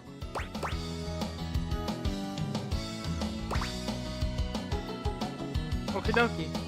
So how are you feeling about all this? Must be great being able to talk to your cool anime figurine, yeah? Rules. It rules talking to you too. Bet your anime-loving pals would be jealous to know you're getting trained by a future tennis star. True. Sam-kun? She was awesome. I do miss her. Maybe one day we'll meet again. Sure you will. Aw, you're so sweet. So, what do you like best about me? How you make me want to root for you. Aw. Well, I won't let you down. All right, we got all the balls. Let's get back to serving. Soon, we'll be clashing with each other at equal strength. We'll first compete for positions on the team. Since there's only 2 of us, it'll be for first and second singles. Then you'll get drafted by Thorn Slice Institute, which will fuel our rivalry even more. After months of training, we'll finally be able to duke it out at nationals. Then I'll become the tennis star. So I just replace the entire supporting cast? We got a lot of tennis shoes to fill. Anyway, we'll also have to... Hey, wait a minute. Where's Neko Nekobaru?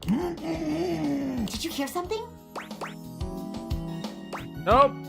I think that was him. Nekobaru's cries are coming from there! In the tennis ball basket!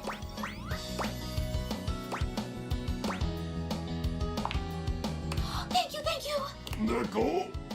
Oh my gosh! Are you okay, Nekobaru? Baru. We must have mistaken you for a regular tennis ball from our serving practice. I'm so sorry. Just rest, okay? Hey, can you watch Nekobaru while I go fix the basket? Sure. Thanks! Nekobaru. Neko, now that we're alone, I need you to listen to me. Can talk? Quickly, before Hirohime returns, listen carefully. I am not an average tennis ball cat. I am the former tennis star. Holy plot twist. That indeed, my friend. And I am also the god of tennis.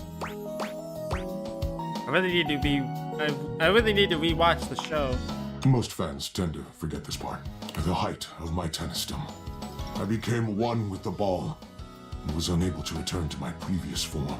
That's when I noticed Hirohime. The potential on the court is limitless. She will become the next tennis star. However, it is up to you to guide her.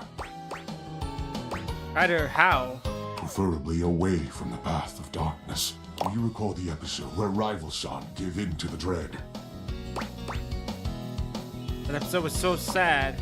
The dread scattered her entire being and reconstituted her as a wicked player of malicious intent. While Hirohime is a force of good in her heart, her latent dread formed the second she picked up a racket. Anxiety, frustration, self-blame. All these are a part of tennis as well. That is what the dread is. Art Ace Academy will be reduced to ashes. Or in your case, your home. What do I do? Continue to train with her. Aspire together. Be her friend.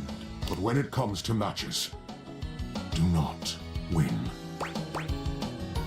Did that make sense? You said it yourself earlier. You are the rest of the cast. Meaning you hold the power of everyone else combined. Oh, snap. You have the power to grant Hirohime's dreams, as well as destroy them. Think on this. What about the ending of the show? Forget anything you know. Her coming here and meeting you never happened in the anime. Consider this a filler episode. Or an OVA added to the special edition Blu-ray collection. Here she comes. Remember, whatever you do, do not win. I'm back! How's Nekobaru doing? Nekobaru? Thanks for taking care of him. It's getting late, so let's call it for today. Sounds good. What's up? Nekobaru. Let me know when you want to get our next training session in. Until then, sayonara! Nekobaru.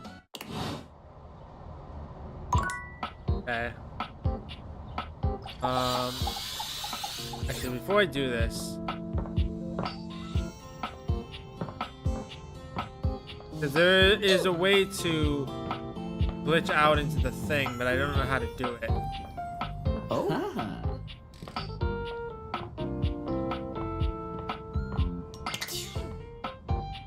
How do I actually do this? Because I don't want to realize him until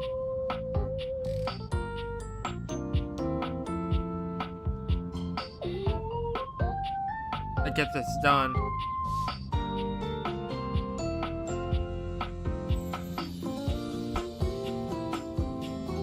That quest was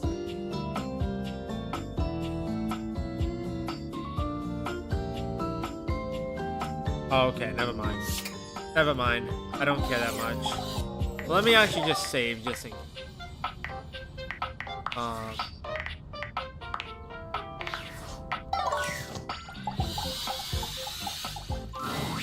Genuine final acute. What do you need? You know the devs are here in the game? Couldn't care less. I've done well for myself, even while sharing a space with them. I'm not going to mess with their stupid game any further. You can tell them that if you want. Okay.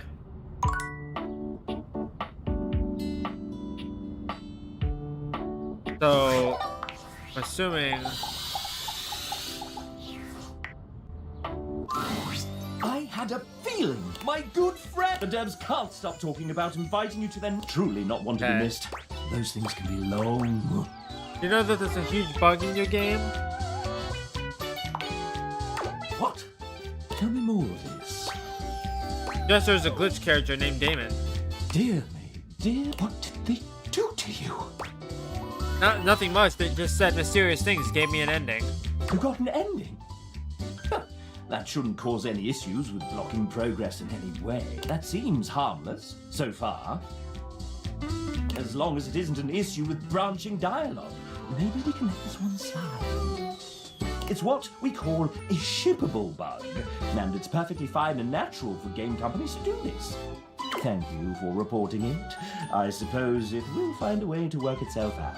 I would advise against talking with it again. Okay. Go downstairs, talk with Dante. Oh.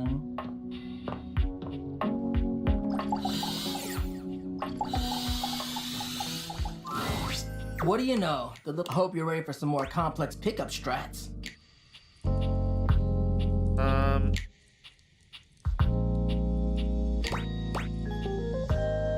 What else could it be? No way. We're about to. Last time we worked, what did we talk about? Interest and Observation. yes. Before you decide, sometimes small and look. So, let's roleplay, shall we? Sure. I'll be me and you. Okay. Oops. Oh man. Aight, what are you gonna say? Alright. Great question to start out. Anyways, oh, I know them through our job. They're a great work friend. Always reliable. Perfect. You're showing an interest and we'll end there. So, anyway, before you go, any other fired up? Okay. Oh,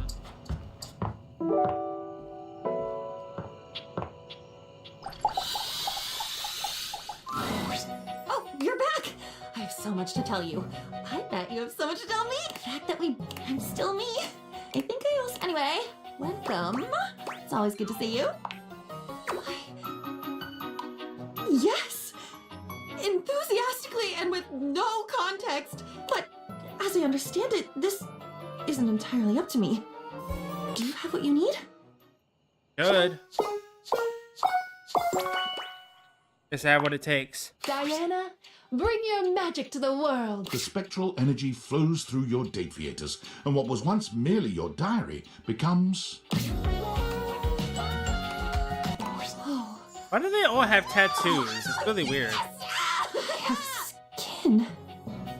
Diana runs her fingers over her own body, understanding slowly that for the first time in her existence, she is. I have an ending, which must mean I have a beginning. And in between those 2 points, if they even are points, they may be spectra of their own. There must be a middle. Diana's hands come to rest on her own very real belly. She looks up at you with quivering silver tears balanced in her eyes. I have a middle. So proud of you. Diana's gratitude at finally having a self to understand was so deep that she wanted to help other people discover themselves in the same way. She became a therapist. For a while, her practice was booming, for, as you can attest, there's never been a better listener and keeper of secrets than Diana. But as time went by, she began to notice the same creeping dissolution, that numb panic that had defined so many of her years in the house. She was filling her new self to the brim with other, and the fragile her was being crushed beneath the accumulated mass. Finally, she had had enough. Walking back to her apartment from the office, she found herself standing befuddled in the middle of a crowded intersection. All the lights were broken. The pedestrian signal flashed, "Go, stop, stop, stop, go." The cars from all sides were honking. The driver of a yellow taxi to her right waving his arms. The driver of a great black SUV in front of her laying on the horn in dark sunglasses. Diana stood disassociated in the midst of this chaos. From deep within her, a slow knowledge welled up. A simple and powerful No. She reached out with her right arm and swiveled her eyes to focus on the driver of the yellow taxi at the end of her fingers.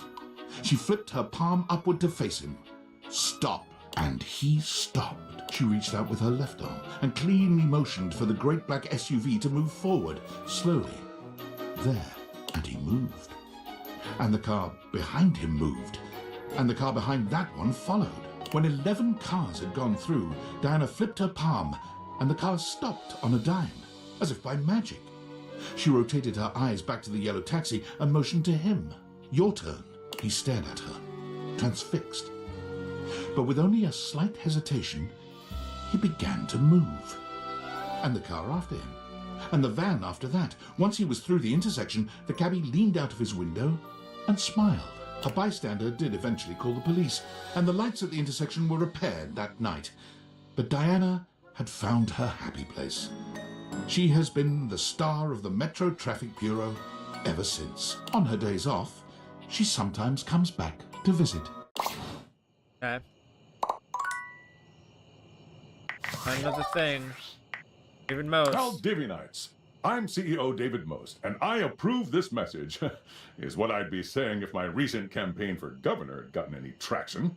But if it's that important to the people of Wisconsin that I actually live there, that's their prerogative. Speaking of looking a gift horse in the mouth, I've noticed almost no one has taken me up on my free chocolate offer. Is it because to receive the chocolate you must agree to terms and conditions allowing Valdivian drones unrestricted access to search your property and or boathouse? Because my legal team assures me that's in the Constitution.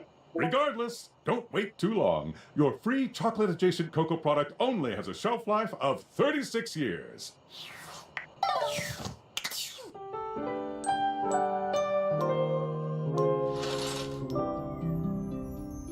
Go downstairs.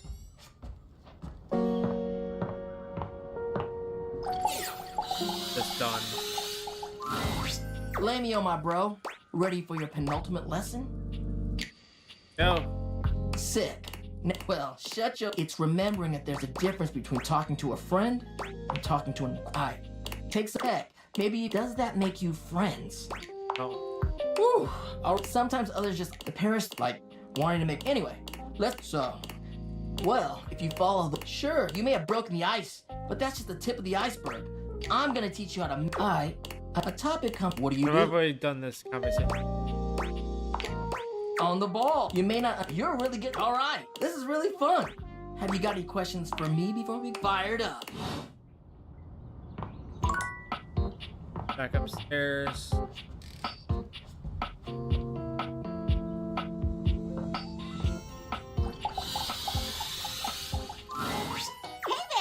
It's training time! But for today, we're going to the beach. Oh yeah, beach episode. Kidding! We'll warm up with some mini tennis. A beach episode. Sorry, no fan service today. Mini tennis is where we start at the service line and play with half swings. It's all about learning control. Ready? Go! Too far! Do your follow through, but start your swings from the side rather than behind. Okay, nationals are coming up, and I'm a little worried I might overtrain. I want to make sure I win against you. Wait, I'm your opponent? Of course! Rival, best friend, even the spectator extras who don't have interesting features. So, let's call it for today. Next time. See ya! Okay.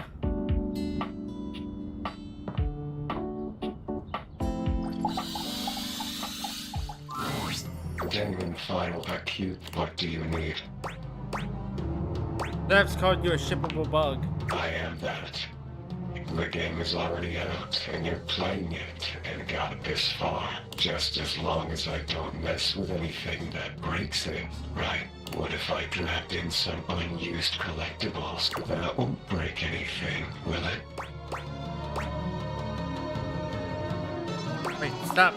I've already started. Collectible hold, Dino 1. Damon holds his hand out. The sharp, This keen is, image that hovers Iron above Ordini it is a thing. stark contrast to his own corrupted limb. Look at this. A dress form. This is used to grip clothing on when you are a fancy pants clothing themed character. Could you imagine the sorts of incredible dialogue that would cause this collectible to pop up?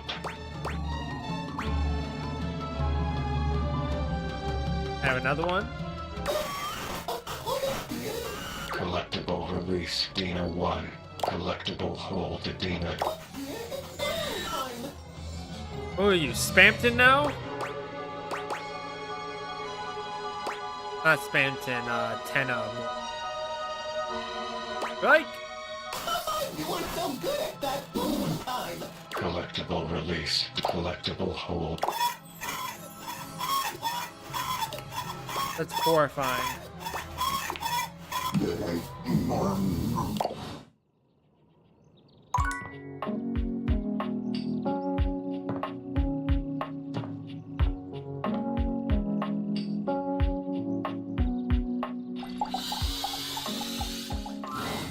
You and Teddy do look so happy in this picture. I annoy because I care, you chiseled rubbish heap. So, what a pleasure to see you again, my love. There are no more memories to go through right now, but we can make some new ones if you'd like. Make some new ones, I can realize you.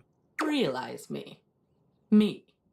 Really? You think that's safe? The embodiment of all your memories running around in the real world unchecked? Unmonitored? You're braver than I thought. Well, I'm not going to give you time to change your mind. I'm ready. Now. Yes, right now. Lady Memoria, your I'm kingdom gonna kill you awaits. right now. Ready? The spectral energy flows through your Dateviators, and what was once merely a memory becomes... Memoria's reaction to her transformation is a bit muted, but amazed in her own unique way, she inspects her new body with quiet wonder. Wow, would you look at that? I'm human. I have authority. I have a body. I can do whatever I want.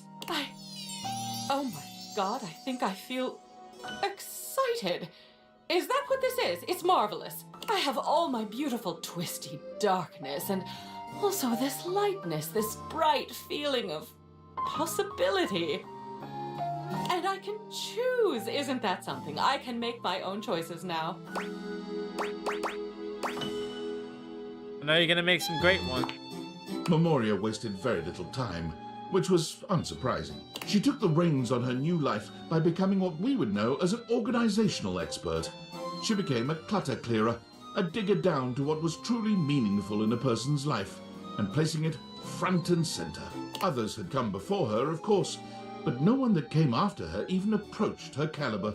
She reinvented the field. It was something about her darkness, she believed. True organization, the centering of what a person loved and valued the most, could not be a simple process of joyfulness, fulfillment, or esteem. It had also to encompass fears and psychic twistedness. She believed that a large part of our preferred structure of life came from our darkness. Judging from her results and her burgeoning cadre of satisfied clients, she had a point. She called her company Memorandum, because it was the most unexpected and often the most disturbing memories that could lead us into our new futures.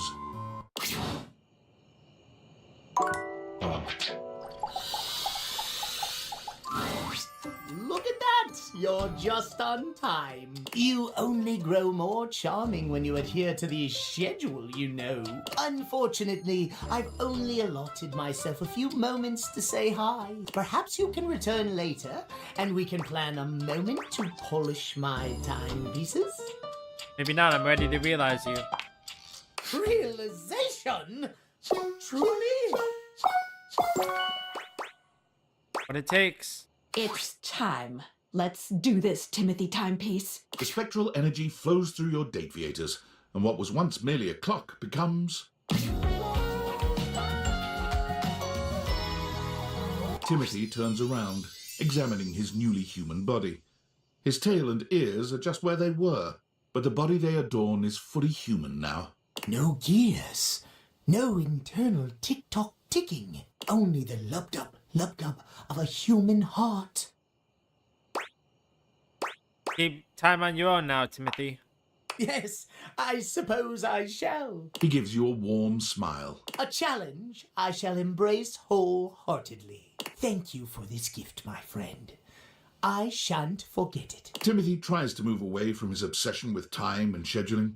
He picks up some odd jobs here and there, but the obsession runs too deep, and he quits every one of them. Man, a lot of people are quitters. No one is ever quite on time.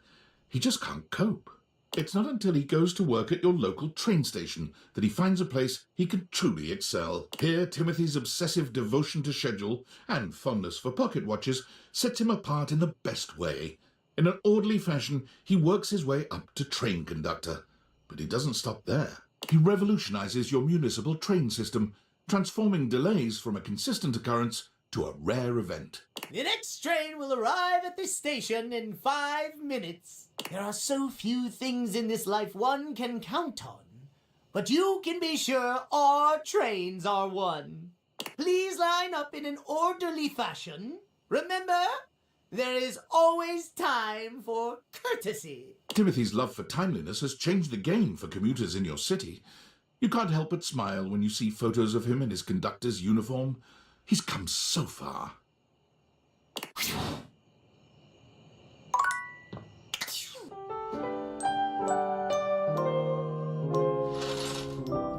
How are we?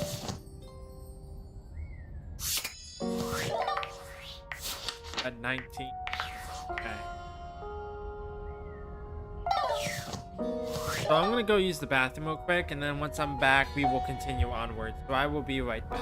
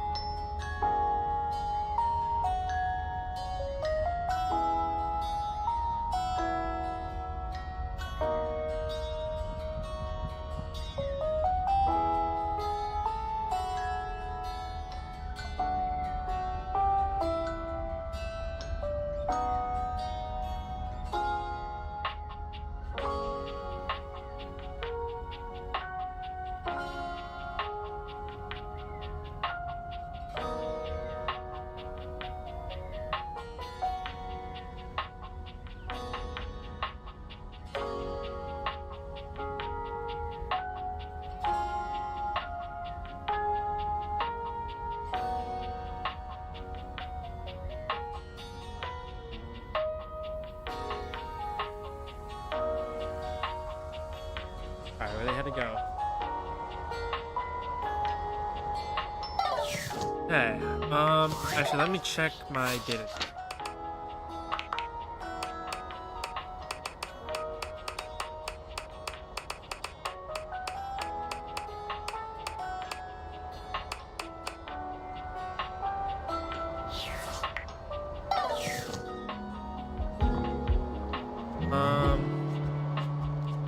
Dante. Hey, good timing, Emperor Nostradamus. It's time for your last lesson. Sounds good. I've taken you through the different stages of the pickup, from breaking the ice to building a friendship. Now, it's all about learning. But before that, and your answer determines why have you been coming to me for lessons all this time? Wanted to get to know you better. Hell yeah, I'm glad. It's been awesome getting to know you too. Luckily, the other option is gone now, so... This will be the final lesson. That's right. You're gonna have to use all your new skills to learn how to make friends with me. And who knows? Maybe that'll kindle something even hotter. Ready? Do it. All right then. Let me set the scene for you. Okay. We're in this house together. It's kind of magical. You just found me hanging around and you talked to me for the very first time. Go. Hey, handsome, that jacket slays. Oh, why, thank you. It's pretty old, actually.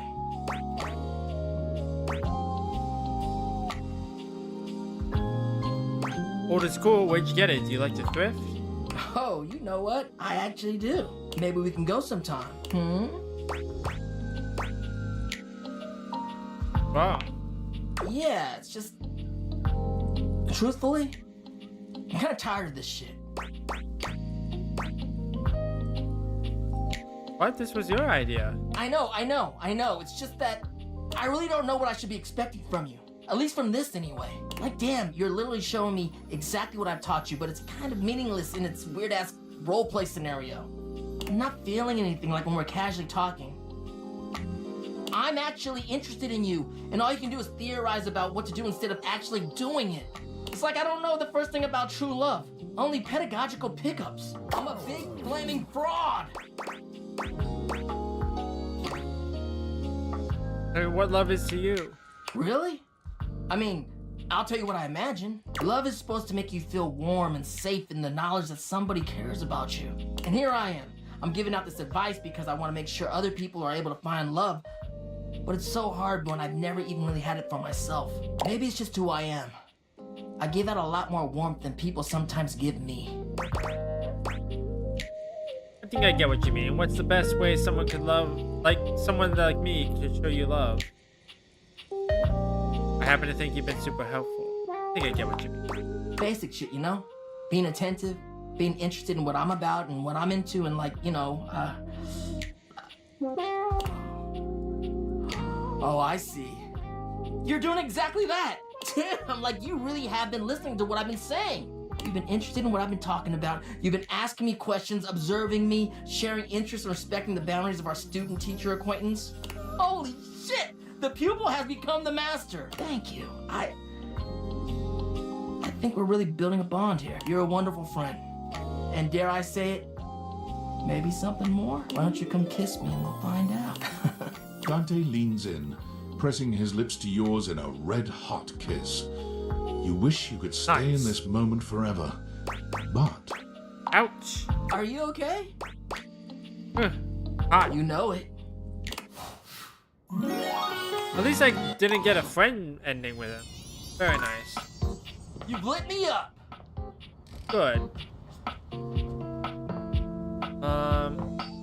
Okay. Now I can cross him off the list.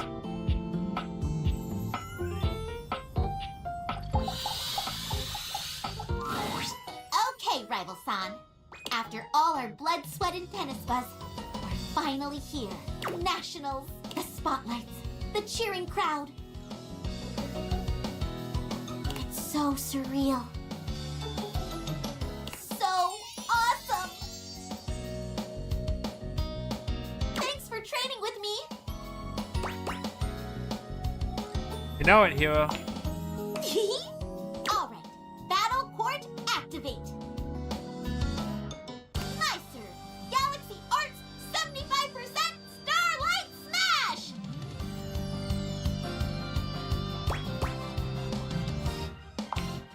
So you can handle 75% now? Try this on for size. Super down the line beam! Solid stance, but can you make it back in time? Forehand smash! Opposite end volley! Woohoo! That's my point! 15 love me! Your serve! Even your simple serve has improved this much! It's fine. I can still return it.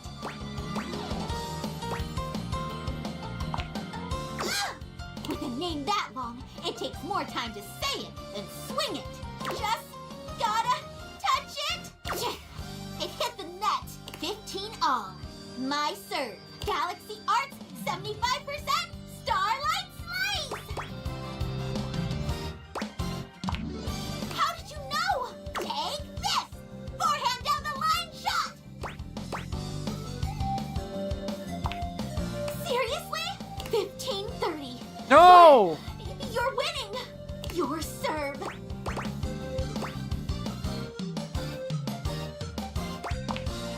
So powerful, without a special name! Have my name's techniques been holding me back? No! I missed! How did your serves get so good? 15-40! Match point! Time for a comeback! have a bad feeling about this. There's no turning back. Galaxy Arts, 100% Starlight Smash! It's looking good, but Oh. ah, I can't believe I flubbed that one. Okay, secondary serve. Galaxy Arts, 50% Starlight Smash.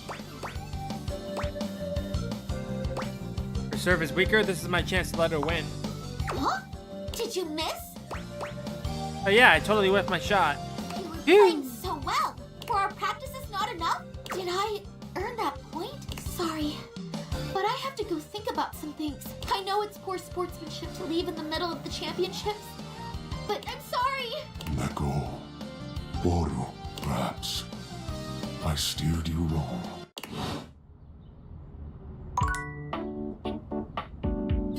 Okay.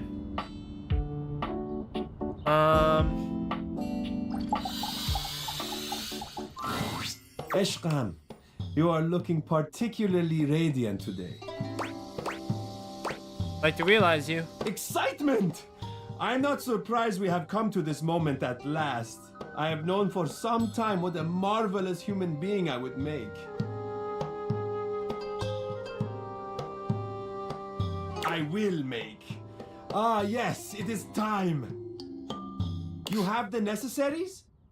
I should. Get to it. Come on, Amir. Let's become human. The spectral energy flows through your Dateviators, and what was once merely a mirror becomes... There was no shock, no wonder in the air as Amir takes stock of himself, inspecting his human body in the old mirror he once was. He simply nods, before turning to give you a coy smile. Yes! You see, Azizam? I am incredible! Exactly as I knew it would be. It is quite something to have a physical body now to experience the sensations I have only dreamed of until now. How will I ever get enough of my own self, my own face?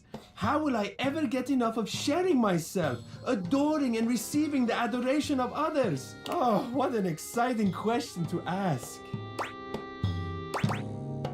You, my friend, are looking good.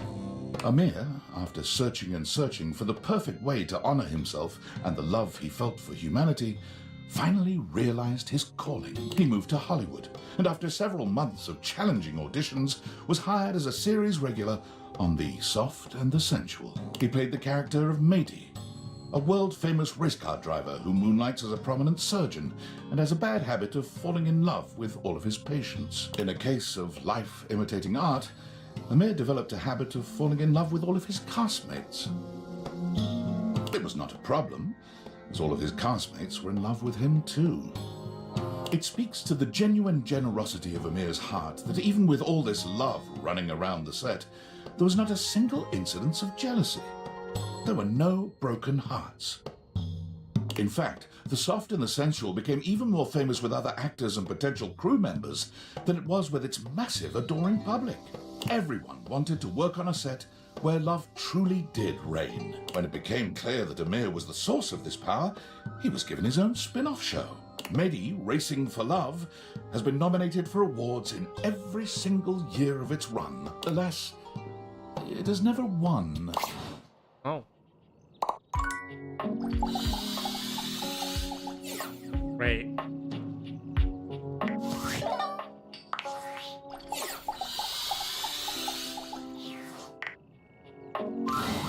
I had a pick my group. The devs can't stop talk. Truly not one to be missed. Those things can be long. Let's talk about Damon. Again, has anything changed? Seem to really want to cause problems for you in a creepy way. I knew there would be consequences. Got some collectibles. Those things are delicately balanced. The dresser, was cut content. The developers felt there were too many overlapping characters who were all about fashion and grooming, and so Dina the dresser was removed from the game. Sounds like it makes sense. There are only so many times you can have a dateable tell the player to take care of their appearance. 3 times. But still, That 3D dresser model is right next to the bed. It's tragic.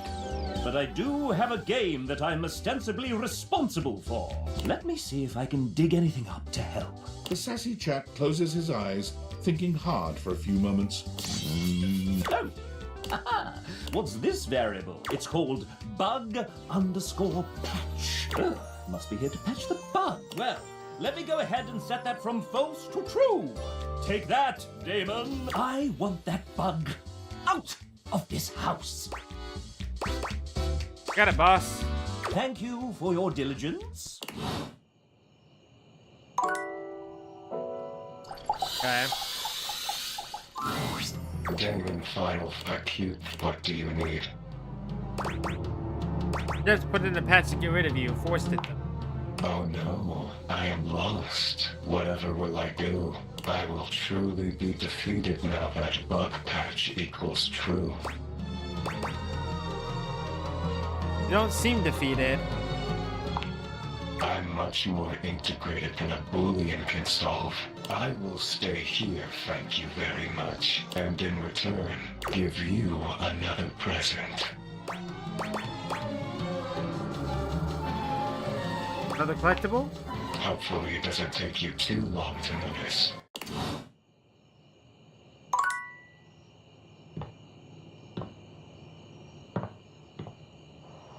What did that do? I don't know.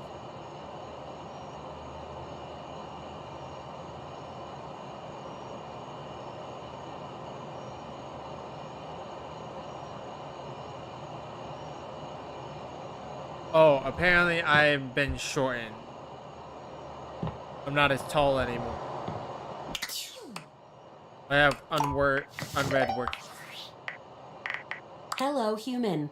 I am Val 9000, the latest in iterative AI assistants. Didn't call you. I'm sorry. I very clearly heard you say, "Okay, Val, can you please help?" I have accessed your Valdivian employee records. It appears that I have replaced your functions at Valdivian.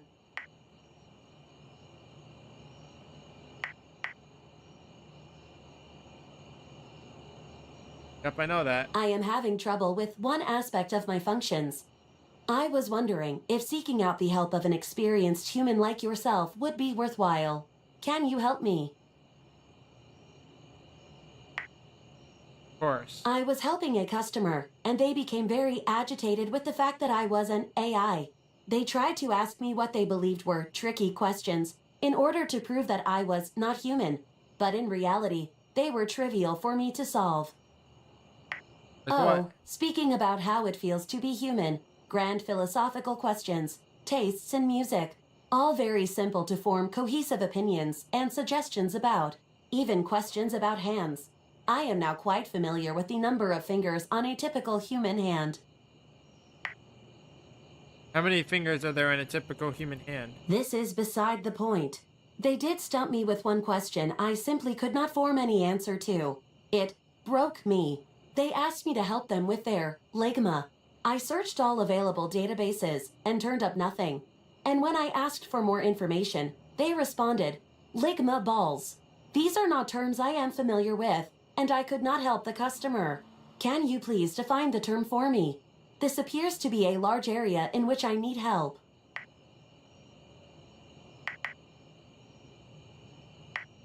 To reference to crude parts of the human anatomy. Interesting. Humans do enjoy these kinds of references. How should I respond?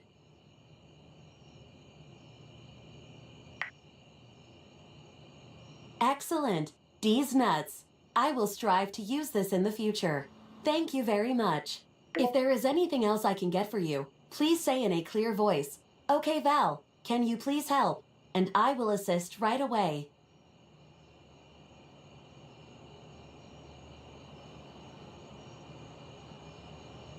Okay.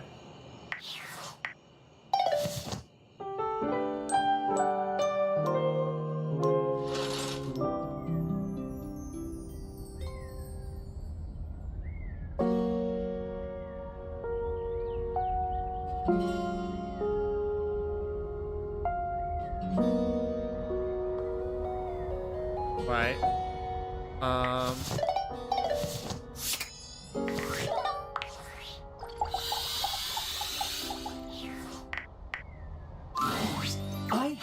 My good. The devs can't stop. Truly not one to be missed. Those things can be long. They can help. Oh dear. You have become quite small indeed. Or, well, the fixed camera height that gives the illusion of POV has been lowered. Either way, disturbing. Fix it? I can fix everything. What about that typo? Too late for that.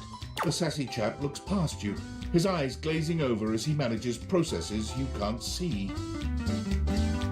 I'm coding, fixing, tracking, testing. Adding to the budget, and you are fixed. Thank you, chap. I need no thanks. I need this bug out of this house. This latest fix should do that. The name of the variable I created is bug_exorcism. I've set it to true. It will not bother us any more. Okay. Genuine final acute, what do you need? Had enough. They want you out of the house. I suppose it's time. I've had my fun. Did you have fun? Very much. I will show you the way out of here. Crouch underneath the dresser, walk on through, and you'll find a whole new world waiting for you.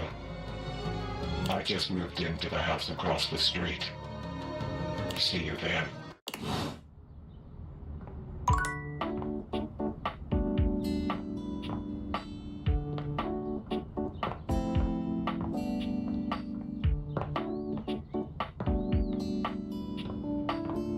Oh, there we go. How does this work exactly?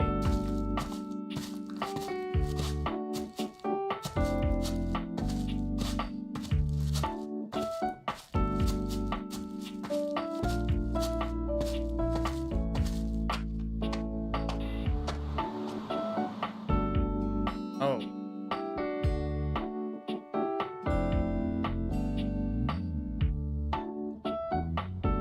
Game over. Die.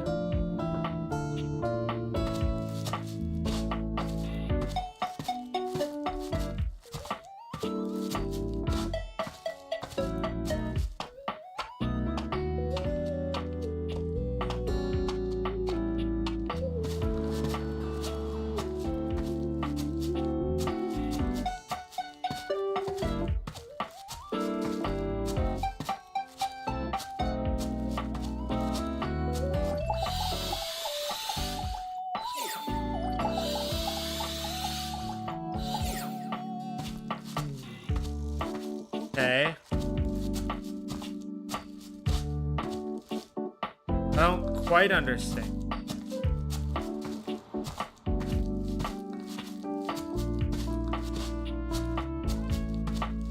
This is this house over here that I was talking about.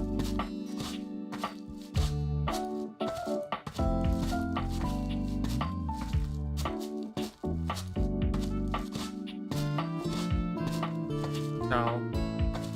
Okay, I don't quite understand.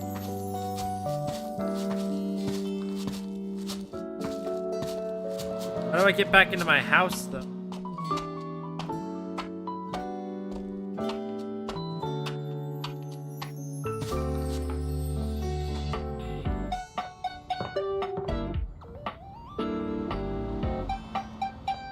Oh, that's how.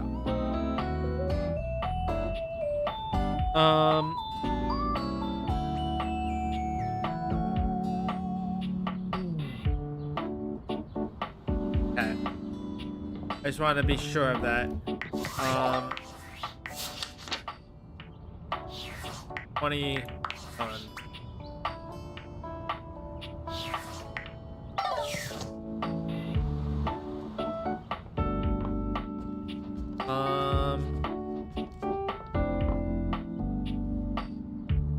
Oh, now it's fixed. Alright, so there's the books left. Here. Well, hello there. I'm just doing some legwork on my next book. My goodness, what a fun thing to finally be able to say! So I'm just tickled to see you, but I may not be the best conversation partner right now. I'm here to realize you. Truly? That's... Well, I don't really know what that is. I never thought I'd ever get to contemplate being real. Being real? It's always been little more than fiction. Unless that's all it is? Fiction? Are you spinning a tale for me? No. No, it's real, and it can happen right now if you're ready. Lyric, let's open you to your new page 1. The spectral energy flows through your deviators, and what was once merely all of literature becomes...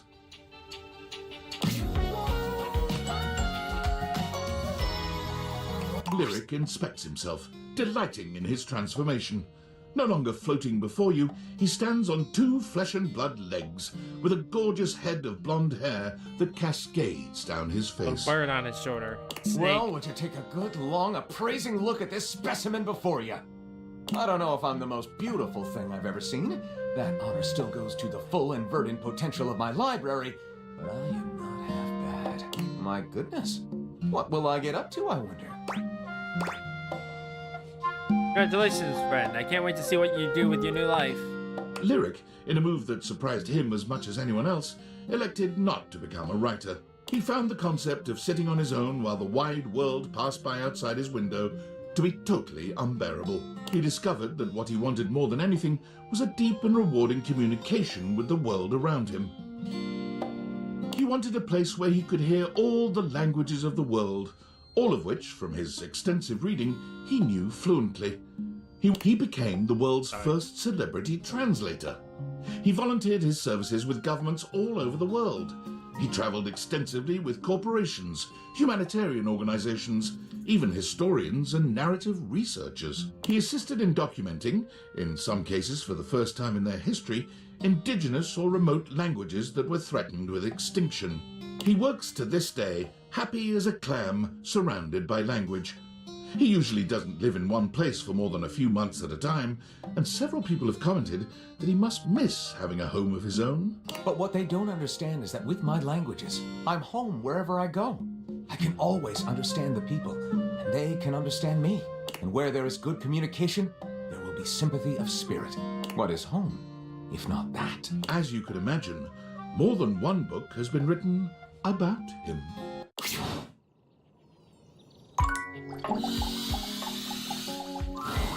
Hey there, dork.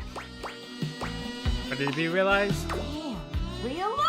Are you fucking with me or are you for real? Time for realsies. Have what it takes. Tina, let's get shapely. The spectral energy flows... Finally! Look at me now! Look at this body. Oh, look how fucking human I am! Tina's maniacal laughter and crazed expression might almost have you regretting your decision to realize her. But knowing her as you do, you know this is about as good as it gets for her. Definitely human, alright. When Tina leaves your house, she never contacts you again. It's no big surprise, really. Tina was never the sentimental type. Even without regular check-ins, you're still able to keep up with Tina's new human life. It only takes her a few months to show up on the reality TV circuit. Predictably, her first stint is as a single on a dating show about love triangles. But her appearance is so explosive, she goes down in reality TV history as one of the greatest villains of all time. Mean you're choosing her over me? Did she tell you she has a boyfriend back home? Well, I got 4 of them. You think a pathetic dweeb like you means anything to me? It's comforting to see Tina where she's always belonged, and she makes for truly excellent television. Okay. I have 1 charge left. Is there anything else in the closet? I mean, this is Mateo. There you are. Oh, this is Betty. I was just thinking about you, you know. How about a kiss? I realize you. How cool. We can finally really be together. Are we really doing this? Should be able to. Go. Come on, Betty, let's wake you up. The spectral energy flow. Oh, wow. Is this really me now? Betty gives you a twirl, laughing as she does. I feel so beautiful. Her eyes meet yours, and it's clear what's on her mind. She approaches you for a kiss, placing a soft hand on your arm and skimming it up to your shoulder. Won't you kiss me, baby? We can finally sleep together. Really sleep together. Here. Betty curls her arms around you, pulling you into a kiss that curls your toes and nearly knocks the wind out of you. It's not surprising given what you've known of her, but it doesn't make it any less impactful. Things escalate quickly, and when she leads you back to your bed, you... Good time. It's not every day you get the honor of being someone's first everything, particularly when they're still adjusting to their new body. But you take to your task with the gravity and enthusiasm it deserves, and Betty, for her part, matches your energy. It seems all those years as a bed really taught her a few things. As you lie side by side, catching your breath, Betty curls up against you, resting her head on your chest. I knew it was better with someone you love. I just never imagined how different it would be to be human. The sensation, the intimacy. I can't imagine what it'll be like when we've not seen each other for a little while. A little delayed gratification must heighten everything. Imagine. Well, you won't have to imagine now. I've got to head out there and find my own place. Oh, good. I don't mind coming back here. But I want you to see me out there as the woman I truly am now. Thank you for everything, my love. Betty's gift for making others comfortable and her love of sensuality and romance leads her to boudoir photography, where she quickly excels. Betty takes a particular joy in helping her clients feel beautiful. Many of them are people who have never seen themselves in such a light, but feel empowered in front of Betty's lens. Ironically, Betty's boudoir photography rarely takes place in the bedroom. Is she tired of reminders of her old life? Or is she simply challenging herself to look beyond the boudoir? You can be certain of this at least. Betty is the happiest you've ever seen her, and beyond grateful. The world is just a little happier and sexier, thanks to your efforts. Okay. Got another message. Valdivianites! Happy Valdivian Day from your Master of Ceremonies and CEO, David Most. Today, we celebrate the rich and vibrant history of the world's first quadrillion-dollar company. Hard to believe we started only 3 years ago as a tiny trillion-dollar hedge fund with a dream. Time flies. In celebration, I want to hear from you. What is your favorite part about working for Valdivian? My favorite part is how forgiveness plays such an integral role in our company culture. From that silly software glitch that caused our phones to spontaneously catch fire, to our nuclear server meltdown that threatened the Atlantic seaboard. I'm looking at you, Erwin. We've always valued forgiveness. Speaking of forgiveness, there's something else I'd like to discuss.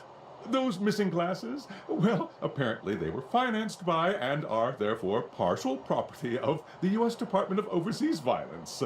And it's very silly, but if we don't find them soon, I've been informed by our legal department there's a high probability that I'll be charged with theft of federal property and possibly treason. We are running out of time to find the glasses, so maybe work that into your Valdivian Day prayers and wishes?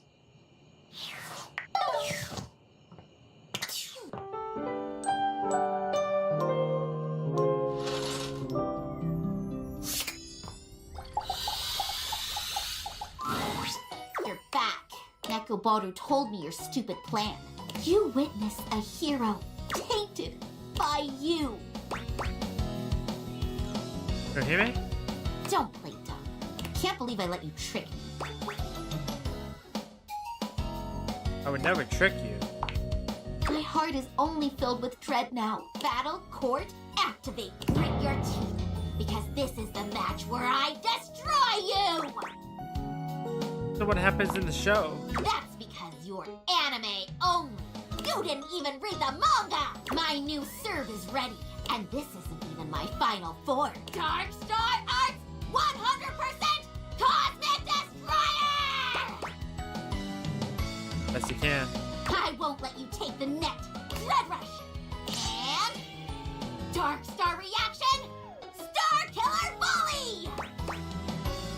turn. Is that the best you've got? That can't be right. There's no way someone I trained could be so spineless. Star Killer Bully! Sorry. We're past that now.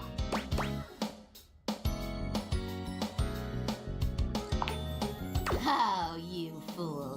Being the tennis star is a given. You think just because you learned my story and collect some of my merch, you get to decide how I win?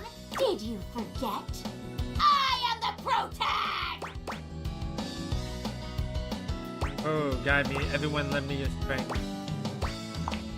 Dark Star Arts 999% Quasar Destruction Ball! Yeah, not in this story, idiot. Come to the white flash of nothing. I did it. I really did it. I'm finally the tennis star. It's finally over. I should be happy. But why is my heart heavy? Why does darkness still fill my soul? Farewell, my rival. Okay. That's 100 points. But I need to talk to Keith now because I need to fix that. Hello again, dear friend. What can I assist you with? Candy, perhaps? Please.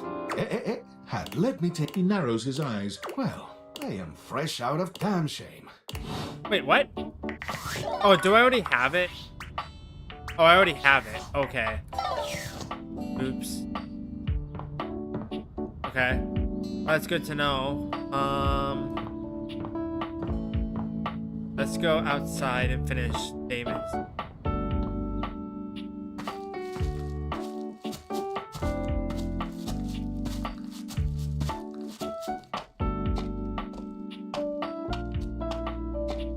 Apparently it's this house over here that he went.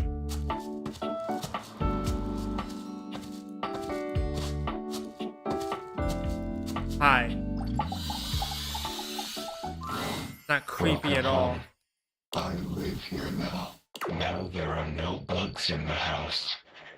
Just like the sassy chap wanted. Do you like what I did with the place?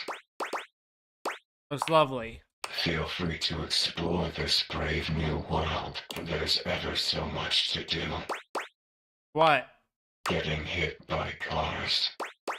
How do I get back inside? Why would you want to do that? Don't worry.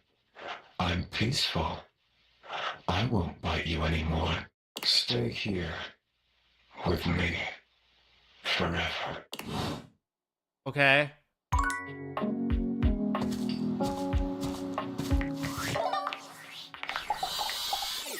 What?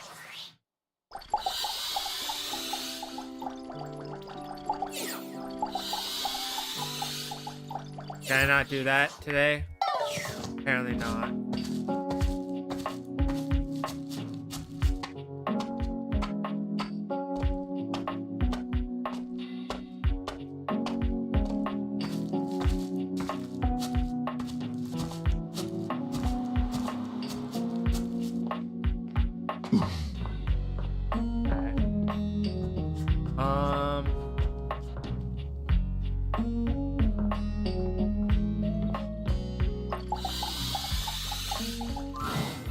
Hello, lover.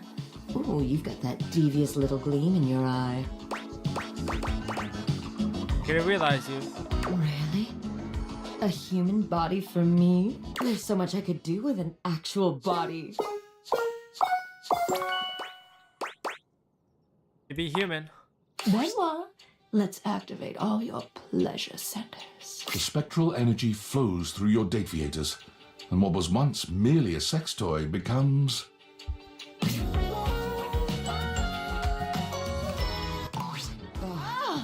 Oh my god. A racing heart, fluttering lashes and flushed cheeks, hot, heaving breaths passing my soft, kissable lips. Is this what it is to be human? Benoit trails their hands down their body, sighing blissfully. I thought I knew pleasure before, but this... Oh, this body has so much sensation. Nerve endings all over this gorgeous body just waiting to be activated. Into the human experience. Benoit sets off into the world fully intent on pushing their human body to its absolute limit. And they are successful in a sense. But when an orgy gone wrong lands them in a hospital in Germany... Maybe that bungee cord should have been a little tighter. No, I should have just worn a helmet. And maybe a touch more lube. Their recovery gives them plenty of time to think. Just how many humans out there are having unsafe sex? One shudders to think, how did they get this far without me? As soon as their shattered pelvis and splintered legs heal, Benoit embarks on a global journey to advocate for safe, unsafe sex. Before you leap from that rooftop onto your waiting partner, always check your safety gear. Ready to set your dick on fire? Make sure you've got a partner with a fire extinguisher close by. Benoit says, unsafe sex doesn't have to be dangerous. Benoit's charming personality and invaluable advice sees them grow into a global icon of sexual safety. Posters with their smiling face and bullet points are posted by and in club bathrooms all over the world. Got one more thing. Let's we'll do the inks. You're here! What you been up to, fellas? We missed you. Yeah, we've been thinking about what gnarly adventures to go on next. Cliff jumping, bull ride, submersible possibility. Do you have any ideas? How about making you guys real human dudes? Rad! Let's do it! Wait, what? You can make us real? Like, really real? For real real? Like really for really real? Really? Good, anyways. Yep. Got the right stuff. We can do it right now if you want. Let's do this! Humans! Oh, wow. 5 of them. You sure the Dick Theaters? I can handle this? Only one way to find out. Abso! We're not scared, weird sexy glasses lady. Becoming human sounds like the thrill of a lifetime, because you can actually die. Yep, because this is a risk worth taking. Okay then. How did you put it? Let's do this. Shut up, buddy! Hey, humanize! You didn't need to... never mind. They're having fun. The spectral energy flows through your deviators, and what was once merely a set of hangers becomes... It worked! No way, this is legit! The 5 Hanks huddle together and start poking each other in their new, soft flesh. Bro, you're so squishy! Bro, you're squishy! Oh my god, bro, I totally get it now. Why humans are so scared of extreme sports. Totally. If your chute didn't deploy in this shitty body, it would be mad bad. Mad bad. Hank's laughter is contagious, and soon everyone within earshot is laughing with you. You guys are great, so now that you're human, are you gonna take it easy a little bit? No way! Talk about an adrenaline rush! Thanks, house homie. This is the best! There's so much to do out here! So many adventures to prepare for! Wanna go on them with us? What are you up to this time? We base jump! Yep! We already jumped off the highest spots in the house. Time to jump off the highest spot on Earth! Everest is played out. The Burj Khalifa's been done to death. And since we all know the Earth is flat, we're gonna jump to the moon! The 5 of them storm out into a world whose physics might be more than they bargained for. You smile as you imagine how impossible this feat would be. Then again, if anyone could find a way to do it, it would probably be... Wow, 25 realized datables? That's like, gotta be a record! Especially especially since the previous record was 0. Nice. Got another message. I wanted to apologize for my previous outburst. At the end of the day, you were just asking questions, and my reaction was as defensive as it was inappropriate.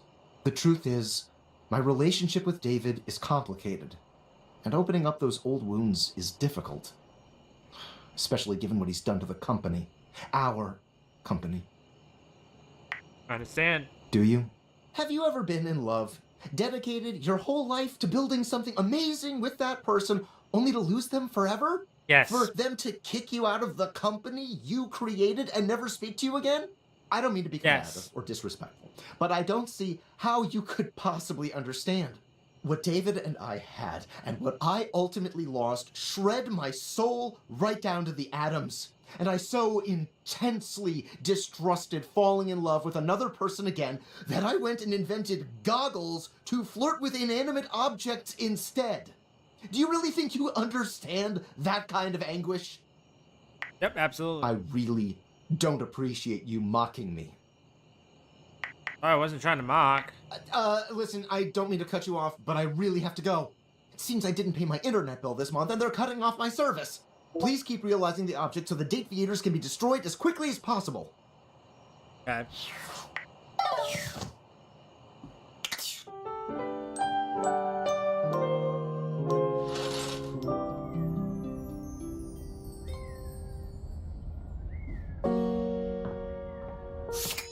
So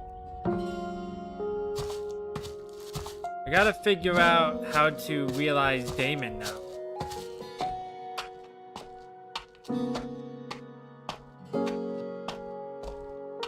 Because I don't even know if I can.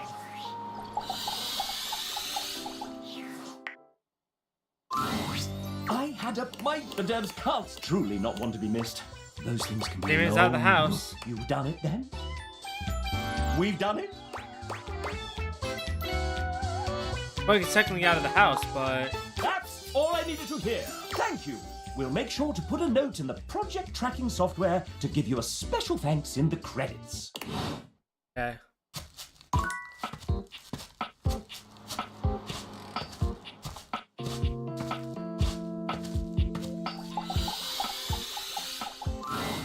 Enjoying the fresh air, it's procedurally generated. Ready to realize you. You would be. Got all your stat blocks aligned. Should be able to. Of course, let's get started. Now what will it be like, I wonder? The bug in the beaker broken free. I think I'm meant to feel excited. To portray excitement. So... Yippee! This is the right thing to do. The spectral energy flows through your date theaters. The spectral energy flows through. The spectral energy flows. Okay. Damon has become a human. It feels the same. A disappointment, but what else would I expect? Happy for you. I exit. Damon find themselves in the... Damon enters the real world, searching for the next big thing to crack open like a puzzle box. They find the lost, the downtrodden, the forgotten, and quickly put themselves... Damon finds... Narrator. Damon enters the real world. Dame is right behind you. Where is he now? Okay.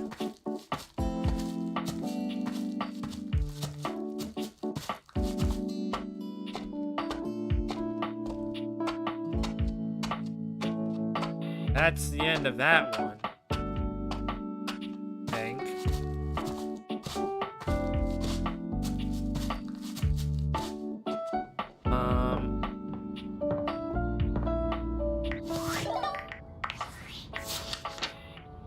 $26. Let's talk with Hirohime to fix that relationship.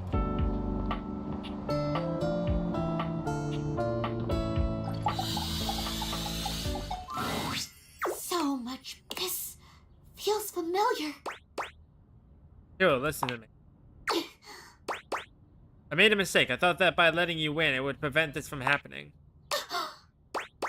I was wrong, but so was the Dread. Dread, stay away from this pure tennis star.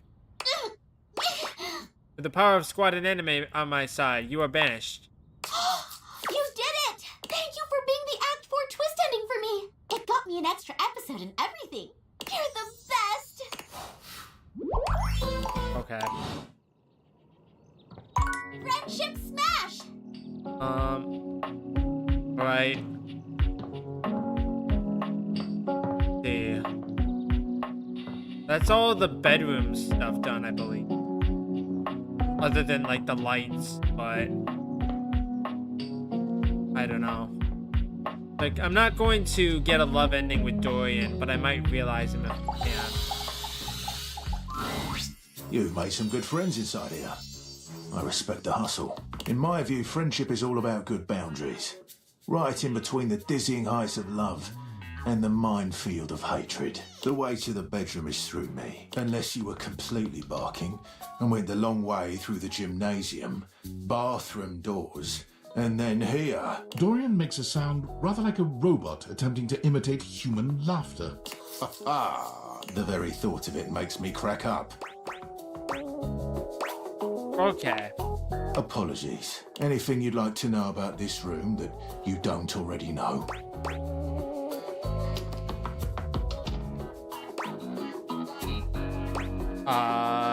No, I'm okay, just checking it. Enjoy. Or maybe I do have to get everyone talked to. Okay. Have to worry about that at some other point. Nope.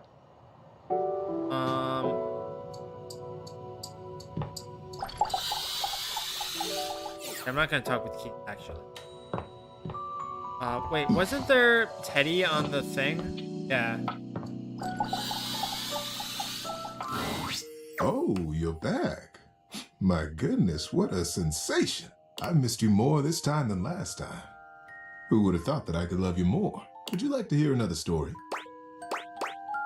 Teddy, it's time. I'm ready to realize you. Really? Oh, oh my. Well, I've been waiting for this longer than I could even say. And you're ready? I mean, you have everything you need. Ready to go. Come on, Teddy. Let's see how you snuggle in the real world. The spectral energy floats. Teddy holds his hands out in front of him, clearly marveling at the lack of stitches and stuffing in his new body. My, oh my, would you look at that? I'm a flesh and blood human being. We're happy for you. Teddy, as we all know, has been a giver of top-quality advice for most of his life.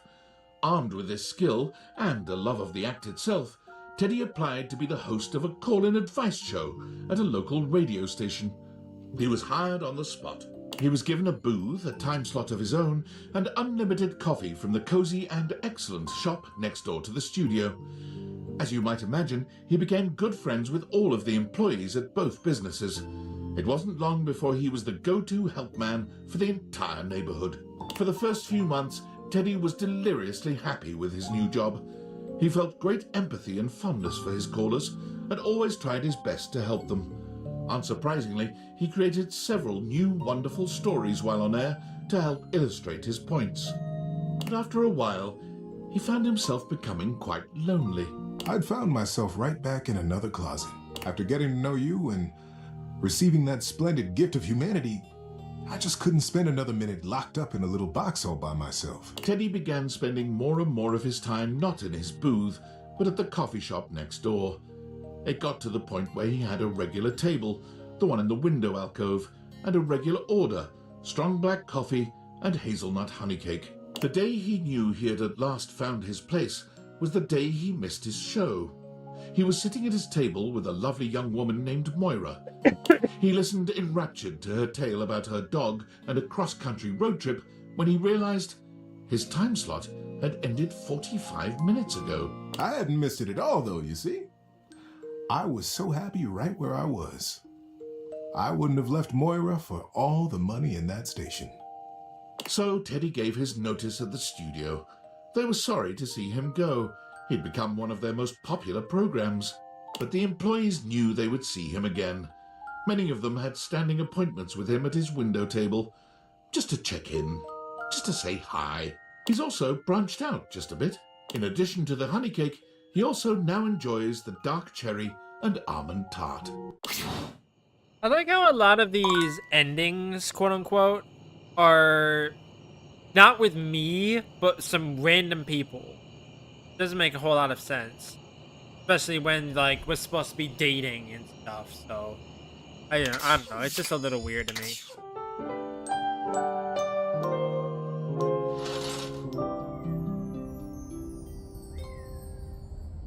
Okay, so I'm gonna end this session here because I feel like that's pretty good progress. We're at 27 realized people. We only have... Technically, we have... What would that be, actually? Trying to do the math in my head. 69? Because I can only get up to 96. 69 more endings is very nice. But we'll do that next time. We'll finish this up in one more stream. It'll probably be Wednesday or Thursday. Probably Thursday if I had to assume anything.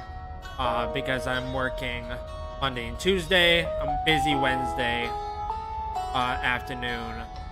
And Friday I'm working. We'll get there eventually. But in the meantime, this is going to do it. So thank you everybody for watching. I'm not good with outros, so I'll catch you in the next one. Bye-bye.